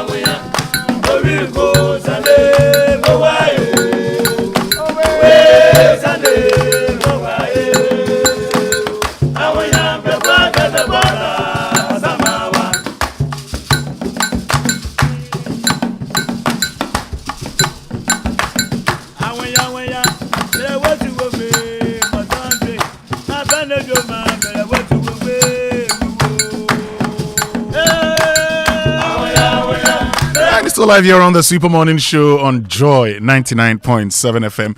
And this morning we're going to have a conversation that excites me so much. We're talking about the Guan people of Ghana, the first settlers, or some people say the original Ghanaians, the owners of Ghana. And this morning we're joined by Pastor Abeku Okai, who is a native of Senyabreku in the central region. Well, Senyabreku, they are Guans. And Osodumja Otutu Ababio the fifth, who is a Kriapim Nimfahene and also the chief of Edukrum. So good morning to you, Osodumja Otutu Ababio, and good morning to you also, Pastor Abeku Okai. To you all. And I believe that you're all fine.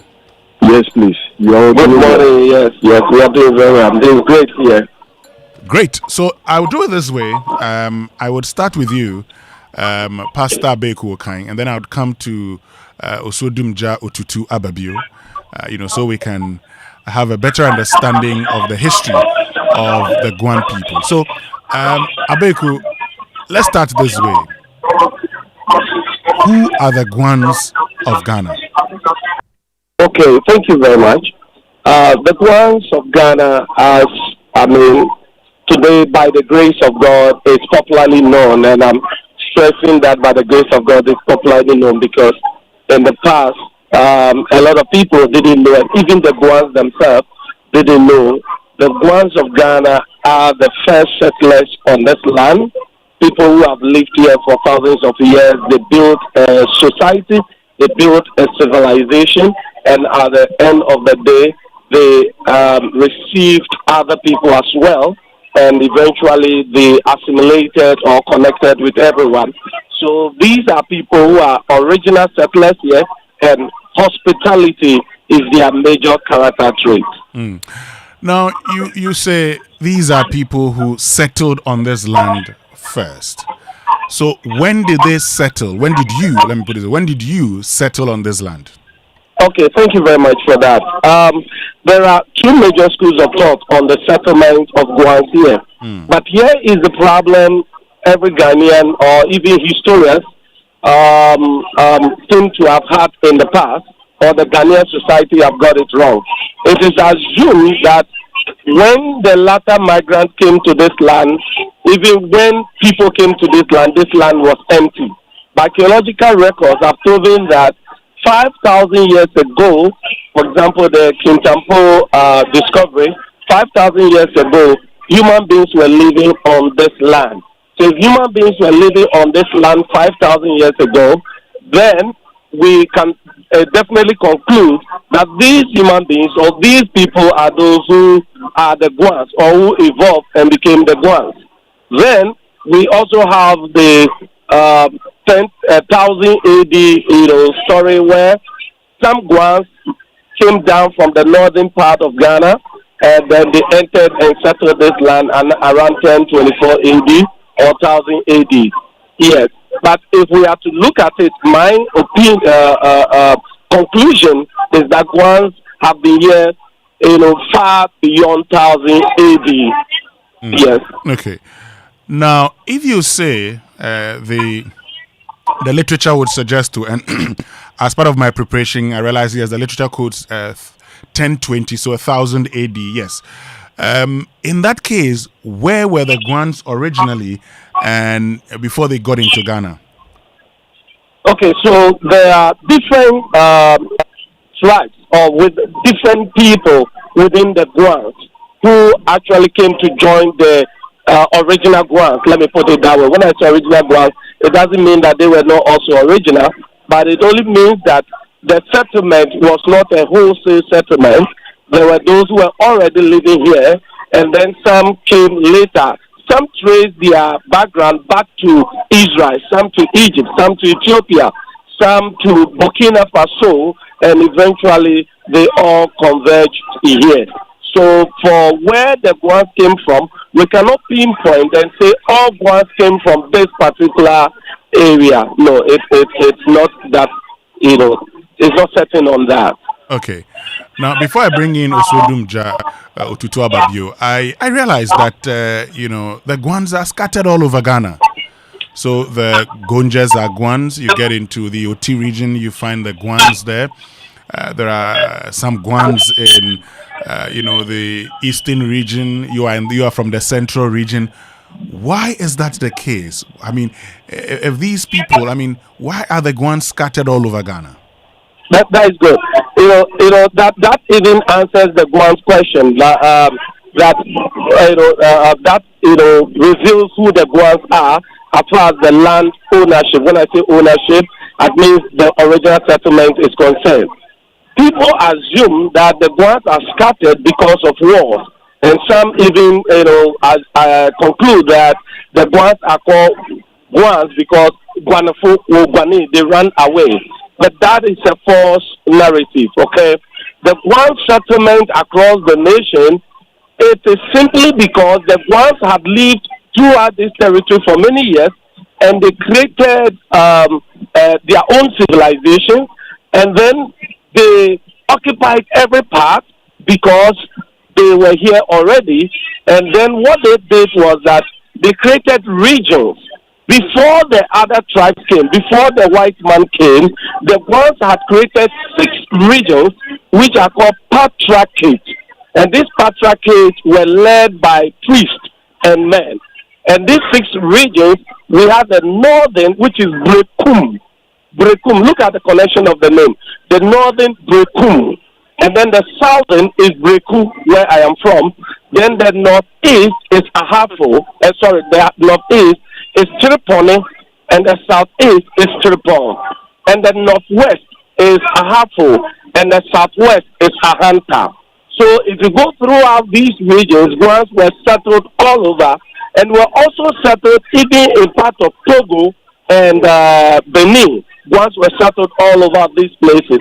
So the reason they are settled all around is not because they were chased out of their small settlement, but because they had already built their own theocratic civilization, because they were priests, they were spiritual people, and they were living on this land as a priestdom, not a kingdom, but a priestdom, and they had their settlement. So when other tribes came, they settled where the Guans were already settling. Of course, along the line, there were some wars. For example, the Ekuapem War, which caused some to, live where they were. And there were also family, migration, where some family will move from one area, go and live in another area. So the settlement was not necessarily war, it was because of their civilization. And then also the latter wars that came, and then again, the movement of family, voluntary migration. These are, the thing. But you notice that wherever Guans are, they speak the same language, but different dialects. And that would also let you know that because they were already settled, they were able to maintain their identity and then kept it more strongly. Important point, and I'll come back to the language, but let me bring Osodumja Otutua Babio, who is Ekuapem Nimfahini and chief of Edukrom, because as a custodian of our tradition, he certainly would know the history of where his people came from. Osodumja, from your point of view, where did the Guans come from? Yeah, like my brother said, the Guans came from the northern part of Africa. In the olden days, we have so many empires, the Songhai Empire, the Ghana Empire, the Asante Empire, and which have you. And Guans came from the northern part of the modern-day Burkina Faso, around 1000 AD, from the region of the Monsi or the Yatinga area. And what I know is that they make up of 3.7% of the population of Ghana and dispersed throughout 12 regions in the country. So, like he mentioned, when you come to the eastern region, you have the Anu people, the Boso people, the Latte people, and the Okwe people, who are the Chirpons. The Volta region too, you have the Buem, the Inkonya, the Likwe, the Amejofe, and the Valley, and others. The central region too, we have the Efutu, the Ewutu, the Senya, Bodiase, Agona, Atebu, Edna, and Negwafu. Then when you go to the northern region, we have the Gonja and the Nauri. The western north, we have the Sipshi people, the western south, the Nzima and the Ahanta people. You know, so when you go to the Oti and the northeast and Savannah, Bono, you'll find all these people who are once scattered across the country. And we entered Ghana in 3 groups. The first group settled in the Gonja land and formed the Gonja Kingdom. And the second group also entered the Afram Plains under the leadership of Atala Ofianam, who formed the kingdom of the Atala Fianam. But like what my brother was saying, you know, we were the original settlers and the first settlers in the country. But later on, other people also migrated to Ghana, and some of them were very powerful, like the Adansis, the Ashantis. And when we talk of the Atala Fianam kingdom, it experienced some attacks from the Adansis. So they have to scatter across the country, along the coastal areas. The Central Kofi people, the Anum people, the Boso people, and the Lulubi people form the second group. And the third group settled at the Lower Volta, who are the people of the Chiripons, the Latte people, the Eukugwa people, the Dau people, the Aprede, the Ewutu, the Senya Breku, Inkunya, and Krachi people. The Yiji people are also counted among the Guans. So these are how the settlements came. So originally, you know, the Guans are the first settlers of the country. And we have, you know, diverse cultural backgrounds, religious backgrounds, and other activities that distinct us from the other settlers of the country. Great, but also because the literature indicates that the Guan people were led by priests. Today, you're led by chiefs. Yes. When did that change happen? Yeah, you know, when you come back to the Guans in the Ekrapim area, that is the Chiripon Guans and the Latte Guans, you know, we were being governed by the chief priest in the olden days. Then times there were no chieftaincies. But we came under the invasion of the Akwamus. We have heard about the Akwamus, who were very powerful in the olden days and exercising so much atrocities and wickedness over their subjects. So it came to a time we saw that no, we needed people to come and join the Guans on this mountain to fight against the Akwamus. Okay. So we went to Oforipenyi, who is settled in the Achimabuakwa area, to seek an assistance from their military might and come to help us fight against the Akwamus. So it was when the Achims came under the leadership of Oforikuma, who defeated the Akwamus and drove them beyond the Volta banks. That was when chieftaincy was established in the Ekrapim Mountains. And that led to the divisions of the Ekrapim state. That is 5 states comprising the Adonti state, the Jasi state, the Kronti state, the Benkum state, and the Nifa state. And the head being Okorikuma, who became the paramount chief over all the divisional chiefs. Okay. So this is how chieftaincy came to be established in the Ekrapim kingdom. But before the invasion or the driving away of the Akwamus, we were under the leadership of the chief priest, and we were not under the rule of kings and chiefs. Okay, so the Abutechi Accord is what led to the Achims coming to assist you and eventually introduce chieftaincy. Exactly. The Abutechi Accord. Okay. Of 1733. Great. Please hold on for me. Let me bring in Pastor Abeku Okang. Because Pastor Abeku Okang, the language, let's look at the language. Because we know that those into linguistics, those into language will tell you that when you go around and you meet the Guans, at least you can understand some words of what they say. How is that possible?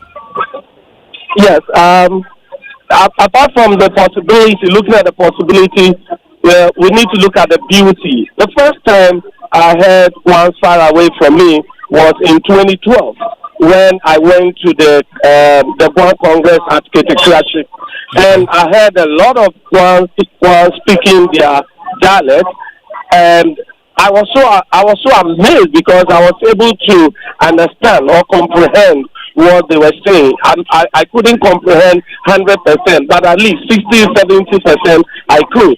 And when I started researching into the Guan language of Guan people, I was surprised seeing it. It's so beautiful because we've not lived together for many years. But the reason this is so is because the Guans are people who can relate with everybody but still maintain their identity. They maintain their language and their identity. Even though there are some Guans who have lost their language, such as the Kweshit Gan, the Gan people, and then such as the people of Elmina and Cape Coast, the Eti people, then the Juma people, for example, they've also lost their language to the Fanti language and then the Kweshit to the Gan language. But one of the reasons the Guan language still stays intact is because the Guan language didn't die. It created the other languages in Ghana. For example, the Gan language, if you can speak the Gan language, you will notice that it has about 50 or 60% Guan, and then the original language that the Gan came with. If you look at the Akan language, you will really notice that, especially the trade languages, the words for trade and interaction, they are all from the Guan language.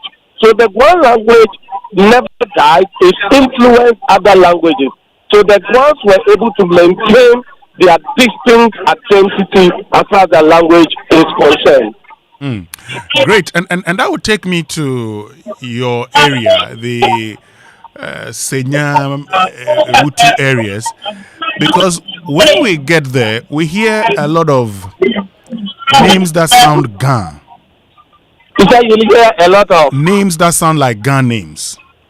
Okay. And so there are those who sometimes get confused. They say, well, is it that you have, settlers from Accra moving to that side of town, or these are original Guan names? Yes. So when it comes to Senya, Owutu, Ofutu, for example, along the coast, the Guans were settled along the coast. The people of Winneba and the Fetu, the people we call the Ogwa people, Ogwa, which comes from Guan. Now, all through they were Guans. But when the Gans came, they assimilated with them. So there was exchange of culture. So the people in Senya, for example, who speak language that looks like Ga or who have many Ga, it is not only because they've interacted for so long, but it is because that is their original language. And that, like I mentioned, the Guan language itself is mostly influenced by the Guan language. So places like Okobite, Langba, Oshe, Botiano, all those areas, they were all originally Guans. Originally they were Guans. Even when you go there, you trace their original roots, you realize that they are Guans. But then, of course, today they are Gans. So it is not because Gans went to settle there necessarily, but because these people have interacted for long. And in the olden days, the Guans were those carrying out the priesthood order for the Gans and the other tribes. So there was that religious influence also. Interesting. So I know that today, as we bring the discussion to a close, I know that there's the Guan Congress because I see there's a lot of things you're doing. Tell us about the Guan Congress, because that's how I got in touch with you, Pastor Kojo. Yes, thank you very much. The Guan Congress is an organization and then also a network of all Guans across Ghana. One of the purposes of the Guan Congress is for the Guans to identify themselves as Guans. For example, I was growing up and I never knew I was Guan until I completed secondary school and was about to enter the university before I knew that I'm a Guan. A lot of Guans don't know they are Guan, so that is one of the purposes of the Guan Congress. Some of the Guans who have lost their identity complete as a people, for example, they are hunters. They didn't know they are Guans until recently. So that is one of the things the Guan Congress is doing. So this year, the Guan Congress will meet again. The date hasn't come out. We should have met last year, but we couldn't, so we'll meet again. And we want all Guans to come together. For now, initially, we wanted to have it at Ahanta. I don't know if the plan has changed or not. If it doesn't change, then we'll still go back to Ahanta, and then we'll have the Guan Congress. So that all Guan chiefs will come together, because if you lost your identity, you lost your future. And it's a pride. It's part of Ghana history. If you take the Guans away, you've taken away Ghana's history. So the Guans identity, the Guans culture must be projected for everybody to know, so that when we are tracing Ghana history, we will know where we are starting from. Great. Also, Dumja Otutobabio, anything you want to say finally? Yeah, finally, I want to say that, yes, like my brother is saying, we need to come together in unity.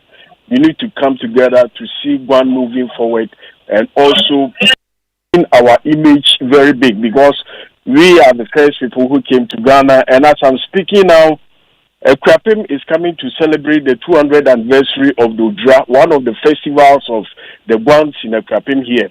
And it signifies the defeat of the Ashantis in 1826, when the Southerners joined the British to fight the Ashantis, and some equipments captured from the Ashantis, that's the war spirit that they use in going to war, and other equipment that signified their superiority in wars. All those things were captured, and we have it in our abode in Krapim. So this year, Krapim is going to celebrate the 200th anniversary of Udra. And, invite all people, all walks of life, people in the diaspora and in Ghana, to come and join us in the celebration in September. So we are making preparations, and on the 10th of this month, we are going to launch it, and we are going to see that this colorful celebration takes off in Krapim and brings Krapim into a limelight, and also the southern states in Ghana. Great. Osodumja, whenever I'm passing by to my farm, I'll pass by Edukrum and come and greet you specially. Thank you very much for joining us this morning. He's the Nimfahini of Ekuapim and Chief of Edukrum, and also Pastor Abeku Kang of Senya Breku. Thank you all for joining us here on the Super Morning Show.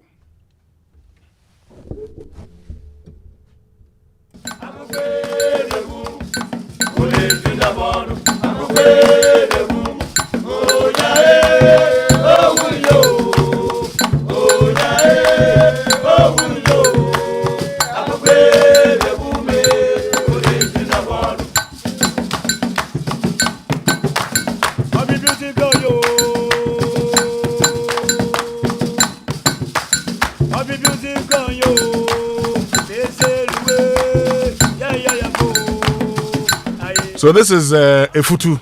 Yeah. Futu. It's in a collection of Akan traditional songs. Yeah. So we have for a futu, we have music from the Dintra areas, music from the Akomo areas, music from the Asante areas.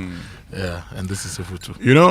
Kojo, if you read some of the literature, and here I have an article by Nyakon on the Guan Tripon in the suzerainty of the Asante from 1635 to 1750, for instance.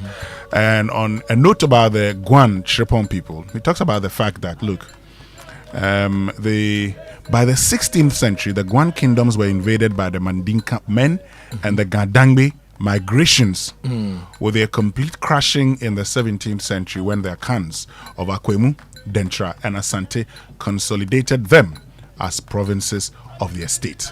The Tripong Okre also settled in the valleys of the White and Black Volta in present-day northern and upper Ghana in the 14th century before transmigrating to the Kuapim Hills through the Afram Plains in the 16th century.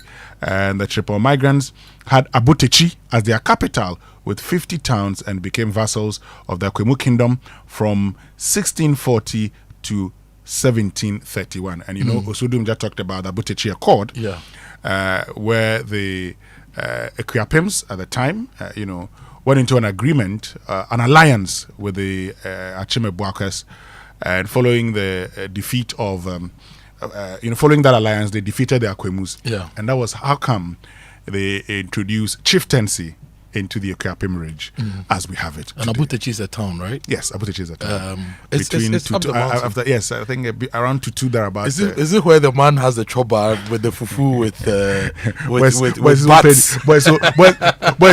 No, it's the question. People drive on the mountain, right? So since you mentioned it, I just want us to situate the town.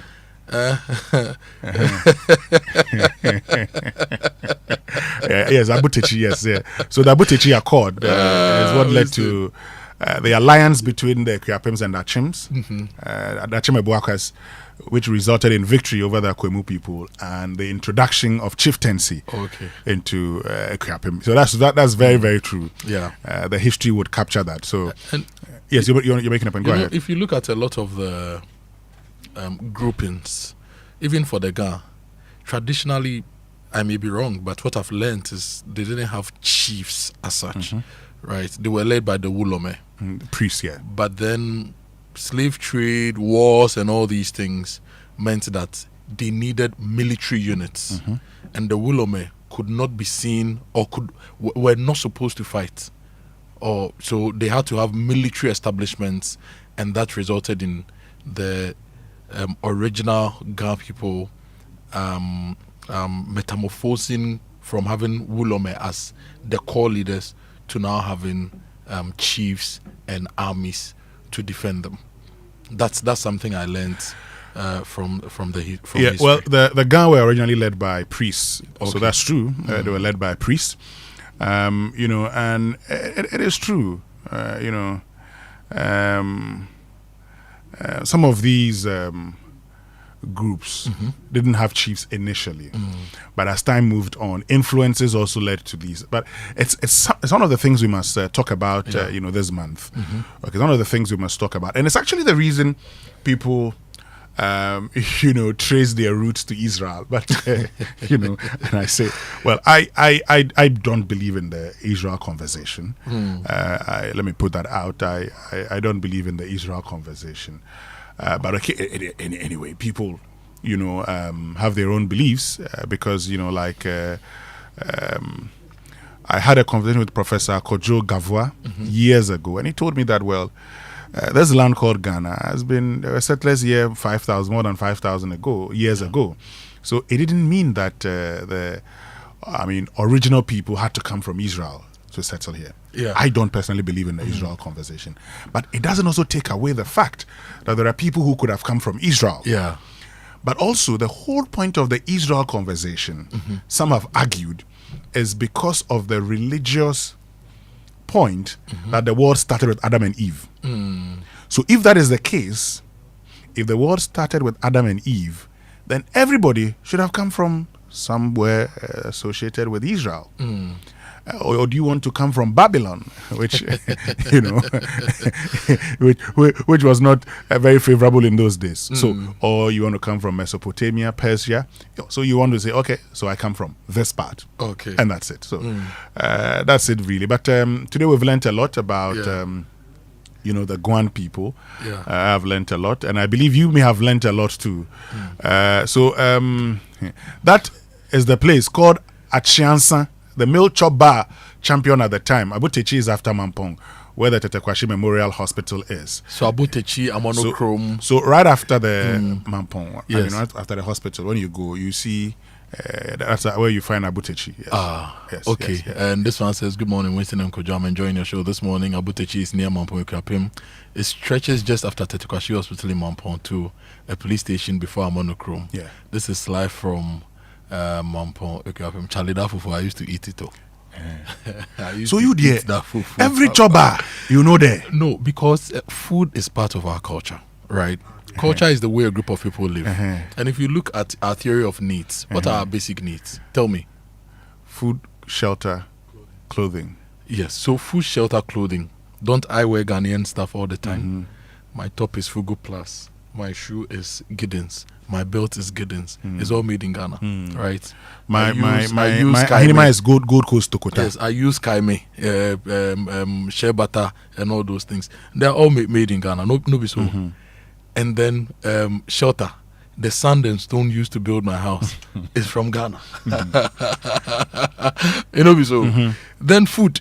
Food is one of the things that I believe we have total control of. So, for example, when I go to a hotel, for example, for lunch, I'd eat ampisi, I'd eat banku and okro.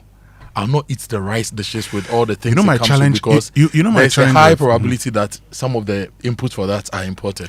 You know my when challenge. I travel, with, I eat wherever I go. You know my challenge with hotels in Accra and what I want to eat. Yeah, because I normally would want to eat if I want to eat banku for akpelen, for instance.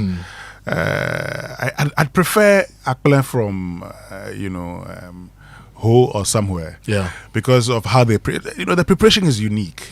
So when I go and I say Merakominam green. Yeah. When they bring it. Yeah. When I go to Vilandro. Yeah. Before I get there, I would have called Kwame So. Have you eaten gakenke with okro stew before? I haven't. And gakenke with bean stew? That I have. Yeah. So the gakenke and bean stew is very nice. I haven't tried gakenke and okra. Yeah. But I like it. When I get to Ho, The last time I had tubani with palm nut soup. Tubani is nice. When I was telling my friend from the north, he was like, "About why are you eating tubani with palm nut soup? You should eat it with pepper, with melted shea butter." Charlie, we need to experiment with food. Look, if you get wache and jollof, and you add roasted groundnut to wache and jollof, it's so nice. It's so crunchy. It's so nutritious. So let's experiment and turn our food around, and stop this boba tea and all these things that the Gen Zs are foisting on us and destroying our economy. There's a song with a lot of food and everything. I'm looking for it. I'll get it for you. Okay. I think I've got it. Okay. Let's do this one.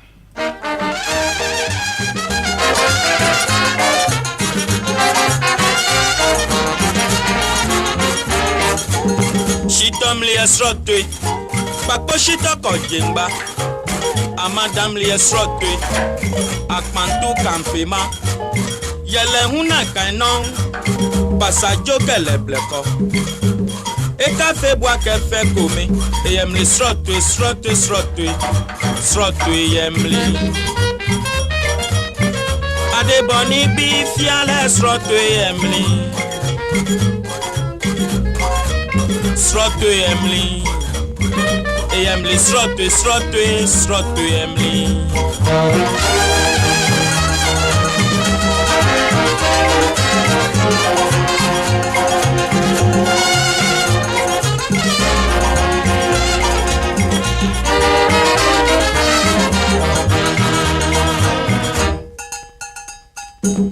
Mango mlia srotwe, Woya beno ke dodoa. Akoto mlia srotwe, Dije mante ke bisa. Akwadu una kainon, adu krom ka krokon. Eko fenko ke na ngomo, Emily Srotwe Emily. Adeboni bi fiale Srotwe Emily. Srotwe Emily. Emily Srotwe babao Srotwe Emily.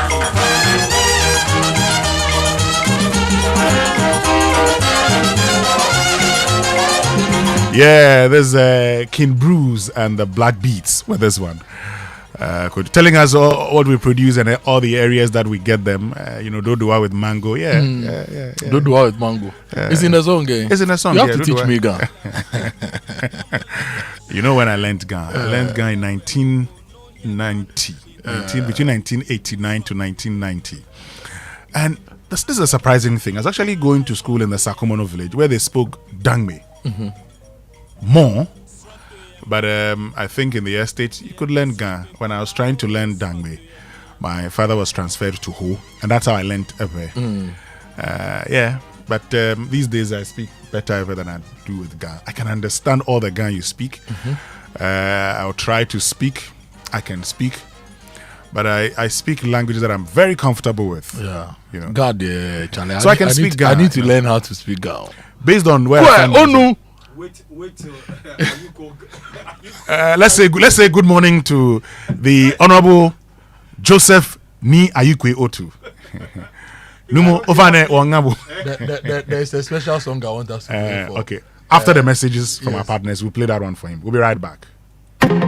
Was the story of the chartered marketer, one of bold ambition and unstoppable drive to be the very best, backed by a curriculum built with strategic global partners, again powered by industry-leading experts, with success stories born from the CIMG Professional Marketing Qualifications Program, anchored by accredited study centers, a certification that opens doors, breaks boundaries, and redefines what's possible. It's time to join the ranks of professional marketers with a secure future powered by CIMG. For more information on how to sign up, visit www.cimghana.org or call 055-2746-592 today. CIMG, working for Ghana.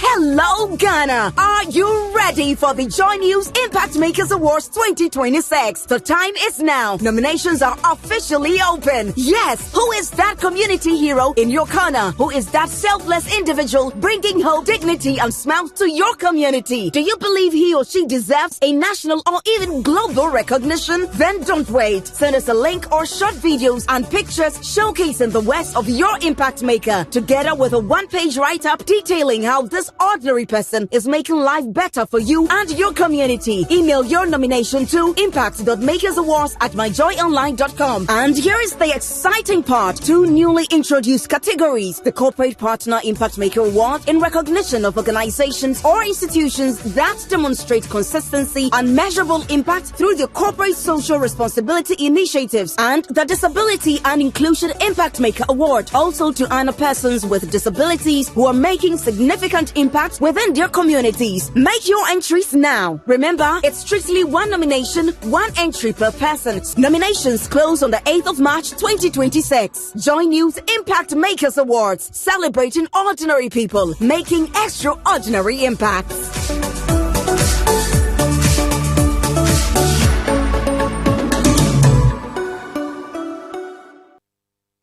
Super Morning Show.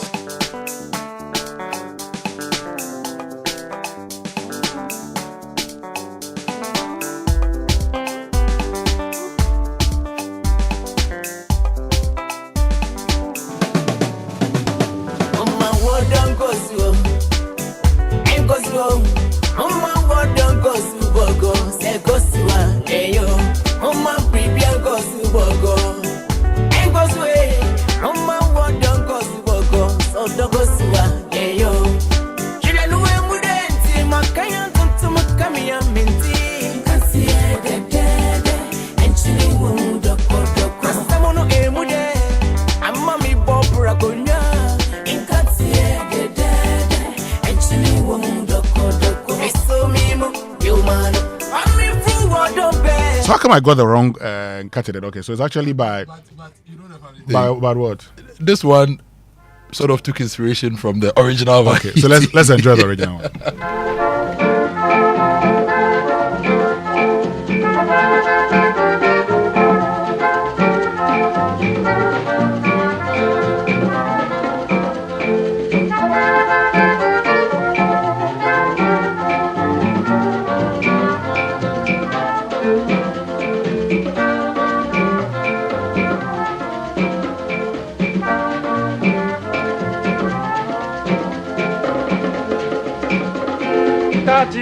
Dede chini wamudogo Kati dede chini wamudogo Beni bedi abofra bedi Oya kono kati dede chini wamudogo Beni bedi abofra bedi Oya kono kati dede chini wamudogo Kati dede chini wamudogo oh kati dede chini wamudogo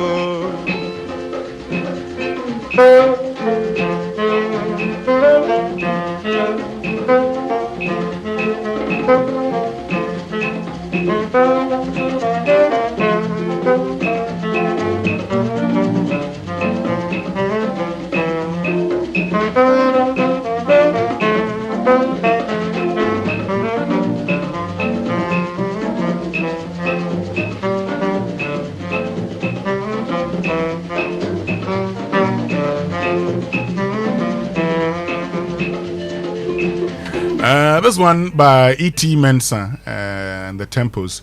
Nkati Dede. Kati Dede. Chini Womudodo. Penyi Bedi Mofra Bedi. Oh ya kono Nkati Dede. Chini Womudodo. I like this one. You know, earlier I said we have to say good morning to the Honorable Joseph Ni Ayikwe Otu. Yes. Ghana's former Attorney General, of the Republic of Ghana. Yeah. We have some songs lined up for him. Yes. What's the name of the artist crowded group? We have the there's this very good old group in the La area. We'll be playing some of those songs for. Oh, don't worry. We'll do a lot of Gan songs for him. Yeah, proper traditional. One of these days we'll focus on the Gans. Okay, the Gan people. We'll focus on their history, where they came from, right from Israel, Egypt to Ethiopia. We'll tell the story. Our man Kwame Sowu sent a message. Oh, okay. He says, "Why don't we establish a national culinary unit under the Ministry of Tourism? A dedicated team whose job is simple: design, standardize, package, and aggressively promote Ghanaian dishes to the level of pizza, shawarma, burgers, and fried rice. Imagine wache banku wraps. There's a guy in East Legon in front of X-Men who makes wache wraps. The way it is nice. And tubani, kinky combos, jollof variations, suya style grilled tilapia, pinot, all properly branded, easy to replicate, export ready and franchise ready. Food is serious business. It creates jobs fast, it travels well, it builds national identity, it earns foreign exchange. And if we can professionalize and globalize our food culture, we won't just be exporting cocoa, we'll be exporting Ghana on a plate." But that's very true. Today, these Chinese dishes, we have a lot of Chinese restaurants in this country, and many of us love the Chinese dishes. Why can't we also package our food and send it to other parts of the world? First of all, we must eat it here. Then we send it to other parts of the world. You know the funny thing, when I woke up this morning, I was thinking of how to make dried light soup. Okay, light soup powder, palm nut soup in powder, groundnut soup in powder. Right? If you can make concentrates of these and dehydrate with no other additives, and you pack them so that people want to cook, they just steam their meat or their fish. They put this light soup powder or groundnut soup powder or whatever in, and the soup is made. And if you can make these into powders without having the need for cold storage, you can export it anywhere in the world and create an economy that will blow our minds. And all these things are possible, really. All these are possible. We can do them. Indeed, we can. The option of canning and all those things, but let's try powdering as well. All right, still live here on the Super Morning Show on Joy 99.7 FM, but I kind of like this song, the Nkatia song. I like it.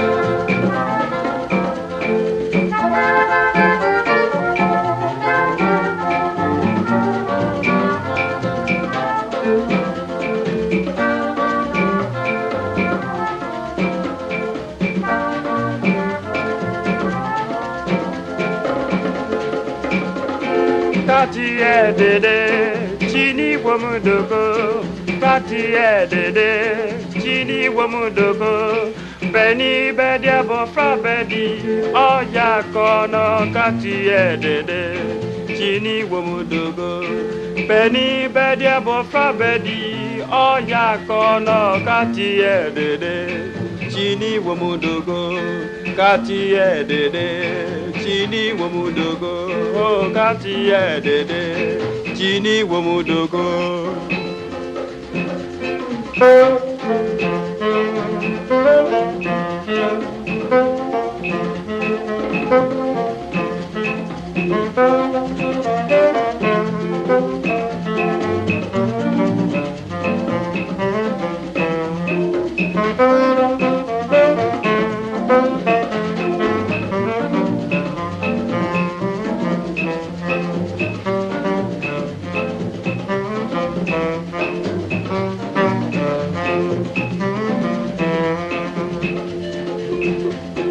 Kati Dede, Chini Bomudoko, Katia, the.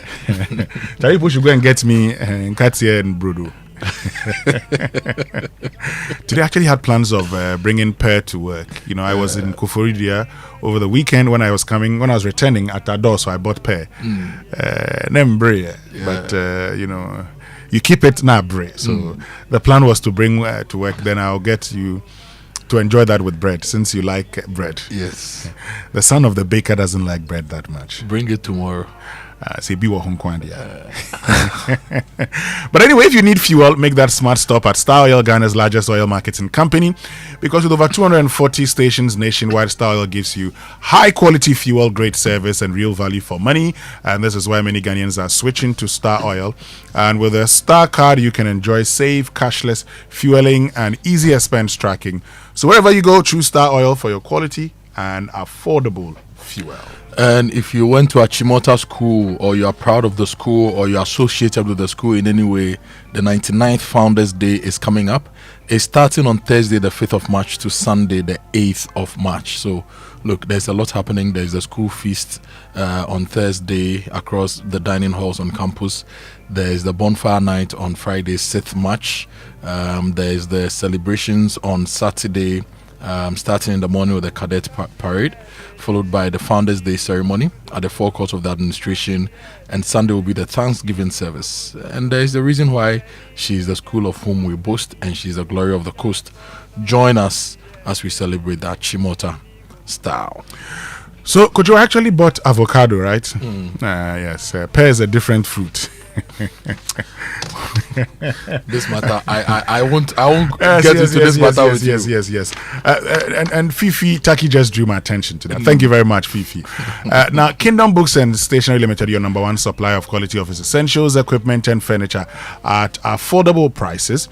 You know, has introduced an online store for your shopping convenience, which means you can now shop by simply logging on to kingdomstoreonline.com without physically coming to any of their branches. It's hassle-free, and they will arrange delivery to your home and office within a reasonable time. They offer free delivery within Accra and Tema, and accept payment via Momo across all networks. Terms and conditions have applied.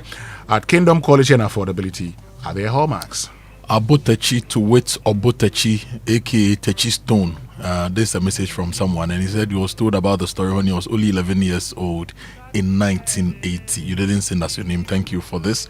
But look, Electroland is giving you a lot more. 699 Ghana cedis. You can get a NASCO TV. They have bottom freezers from 1,999 cedis. Chest freezers also from 1,999 Ghana cedis. So if you're looking for quality washing performance, you get a Samsung 6kg twin tab washing machine at only 2,999 Ghana cedis. Samsung microwave start from 1,799 Ghana cedis. And there's a whole lot more for you at Electroland. So visit them, any of their showrooms or any authorized dealer nationwide. This is all part of the Electroland Ghana Ramadan value that they are giving to you. So you can also go to their website, electrolandgh.com, for more information. If you want to call them, 050-315-9739. I'm going to do something to Kojo Akoto Boateng. You know, yesterday, while I was home, my son walked to me and said, "Daddy, who designed the Ghana flag?" Who designed the Ghana flag? But that one we all know. Okay. Who designed the Ghana flag? This shouldn't be a question for me. It should be a question for listeners. Okay. You know, I know. So you shouldn't ask me. You. It's like asking me who composed the national anthem. Okay. So I told him Theodosia Okun. And so let me say hi to the Okun and Achia families of the Num. Kojo Akoto Boateng, you were hesitating. No. I know. But the hesitation. You know. I drove through. In fact, I drive through Enum almost every weekend. Yeah. And last weekend, when I was driving through Enum, I stopped to buy water. Oh, okay. Yes, not chili pan. Water and coconut. Yes. Okay. Beautiful place. Oh yeah. The general Enum area is a beautiful place. Yeah. I was a general Enum area. Oh. Now say Enum Boso, Enum this, Enum this. I know you were going to go there. The people of Boso want to be known as the Boso people. They don't like the Enum Boso. Maka. Anyway, look, Charlie.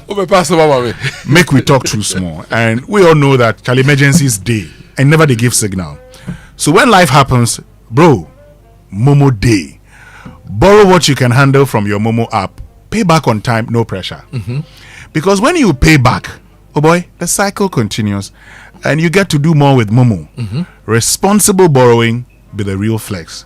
Momo day, so do more with Momo. Charlie, don't go and borrow and refuse to pay. Yeah, it's not right. Like the boys have been doing. When you say, I want to send you money, so don't send to this number, send to a different number. I beg you. I beg you. Pay. That's it. Pay. Anyway, you know the Joy News Impact Makers Award is coming up. Yes, the 2026 nominations are open, so you can send your one-page write-up to impact.makersawards@myjoyonline.com and nominate your community heroes changing lives with selfless service. The deadline is 8th of March 2026, and the Joy News Impact Makers Award celebrating ordinary people making extraordinary impacts. Kojo, so you know we're in the month of March, Ghana month, and this month we're going to do something very unique, the Joy Safari Experience. Yes. Okay, that's what I want all of us to do, the Joy Safari Experience. So it's on from Friday 20th to Saturday 21st of March. Yeah. Now, we're taking you to Joy FM Safari, we're taking you to Aqua Safari on Friday. And at Aqua Safari, we have a lakeside branch where you should have the Akokonkwan. And I had Akokonkwan at Safari Eco Park, the island boat rides, the Segway adventures. And just when you think it can't get better, we head straight to Safari Valley for pure relaxation at the evening bonfire, and performing live is X-Ray DJ Agrek, Kojo Akoto Boateng. And you retire into the luxury cabins tucked into nature. We rise early for a sunrise hike along the Equapin Ridge. David Max Fuga has thrown another challenge. This time round, I'll do what Gaza Power does best. What does even Ketia does? Boy. Breathtaking views, golden light guided wildlife encounters, and unforgettable moments. So this is not just a trip. It's nature, comfort, and adventure curated the Joy FM way. There are limited spaces, and it's a premium experience. Single 5,000, double 8,000. So call or WhatsApp Slevin on 053 100 3813 now to book your slot. 0531 003813. And the Joy Ghana Month Celebration 2026 is sponsored by GCB Bank, your bank for life. And if you need fuel, get to Star Oil. Star Oil has branches all over the country. Just refill and get your Star card as well. Be a Star saver and enjoy quality fuels, great prices, and it's everywhere in the country. Great. But this March, Lady Sam hosts her 7th International Women's Day Conference, Include Her 2026, an exclusive in strictly by invitation event spotlighting women's voices, rights, and leadership, which is in conjunction with the second Shimai Star Influential Awards, where leaders shine. The event takes place on Thursday, 5th March from 8 a.m. to 11 a.m. Theme: Include Her, Her Rights, Her Voice, Her Action.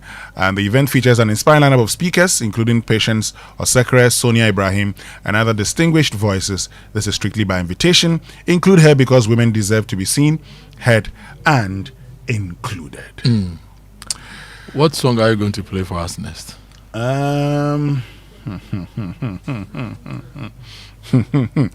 What song am I going to play? Whilst you look for the song, let me say happy birthday to Sarah Ofori, Nyama of Fidelity Bank. Today is your birthday. Sarah is a great woman. Happy birthday to you, Sarah. Let's do this one from the Ramblers International Band.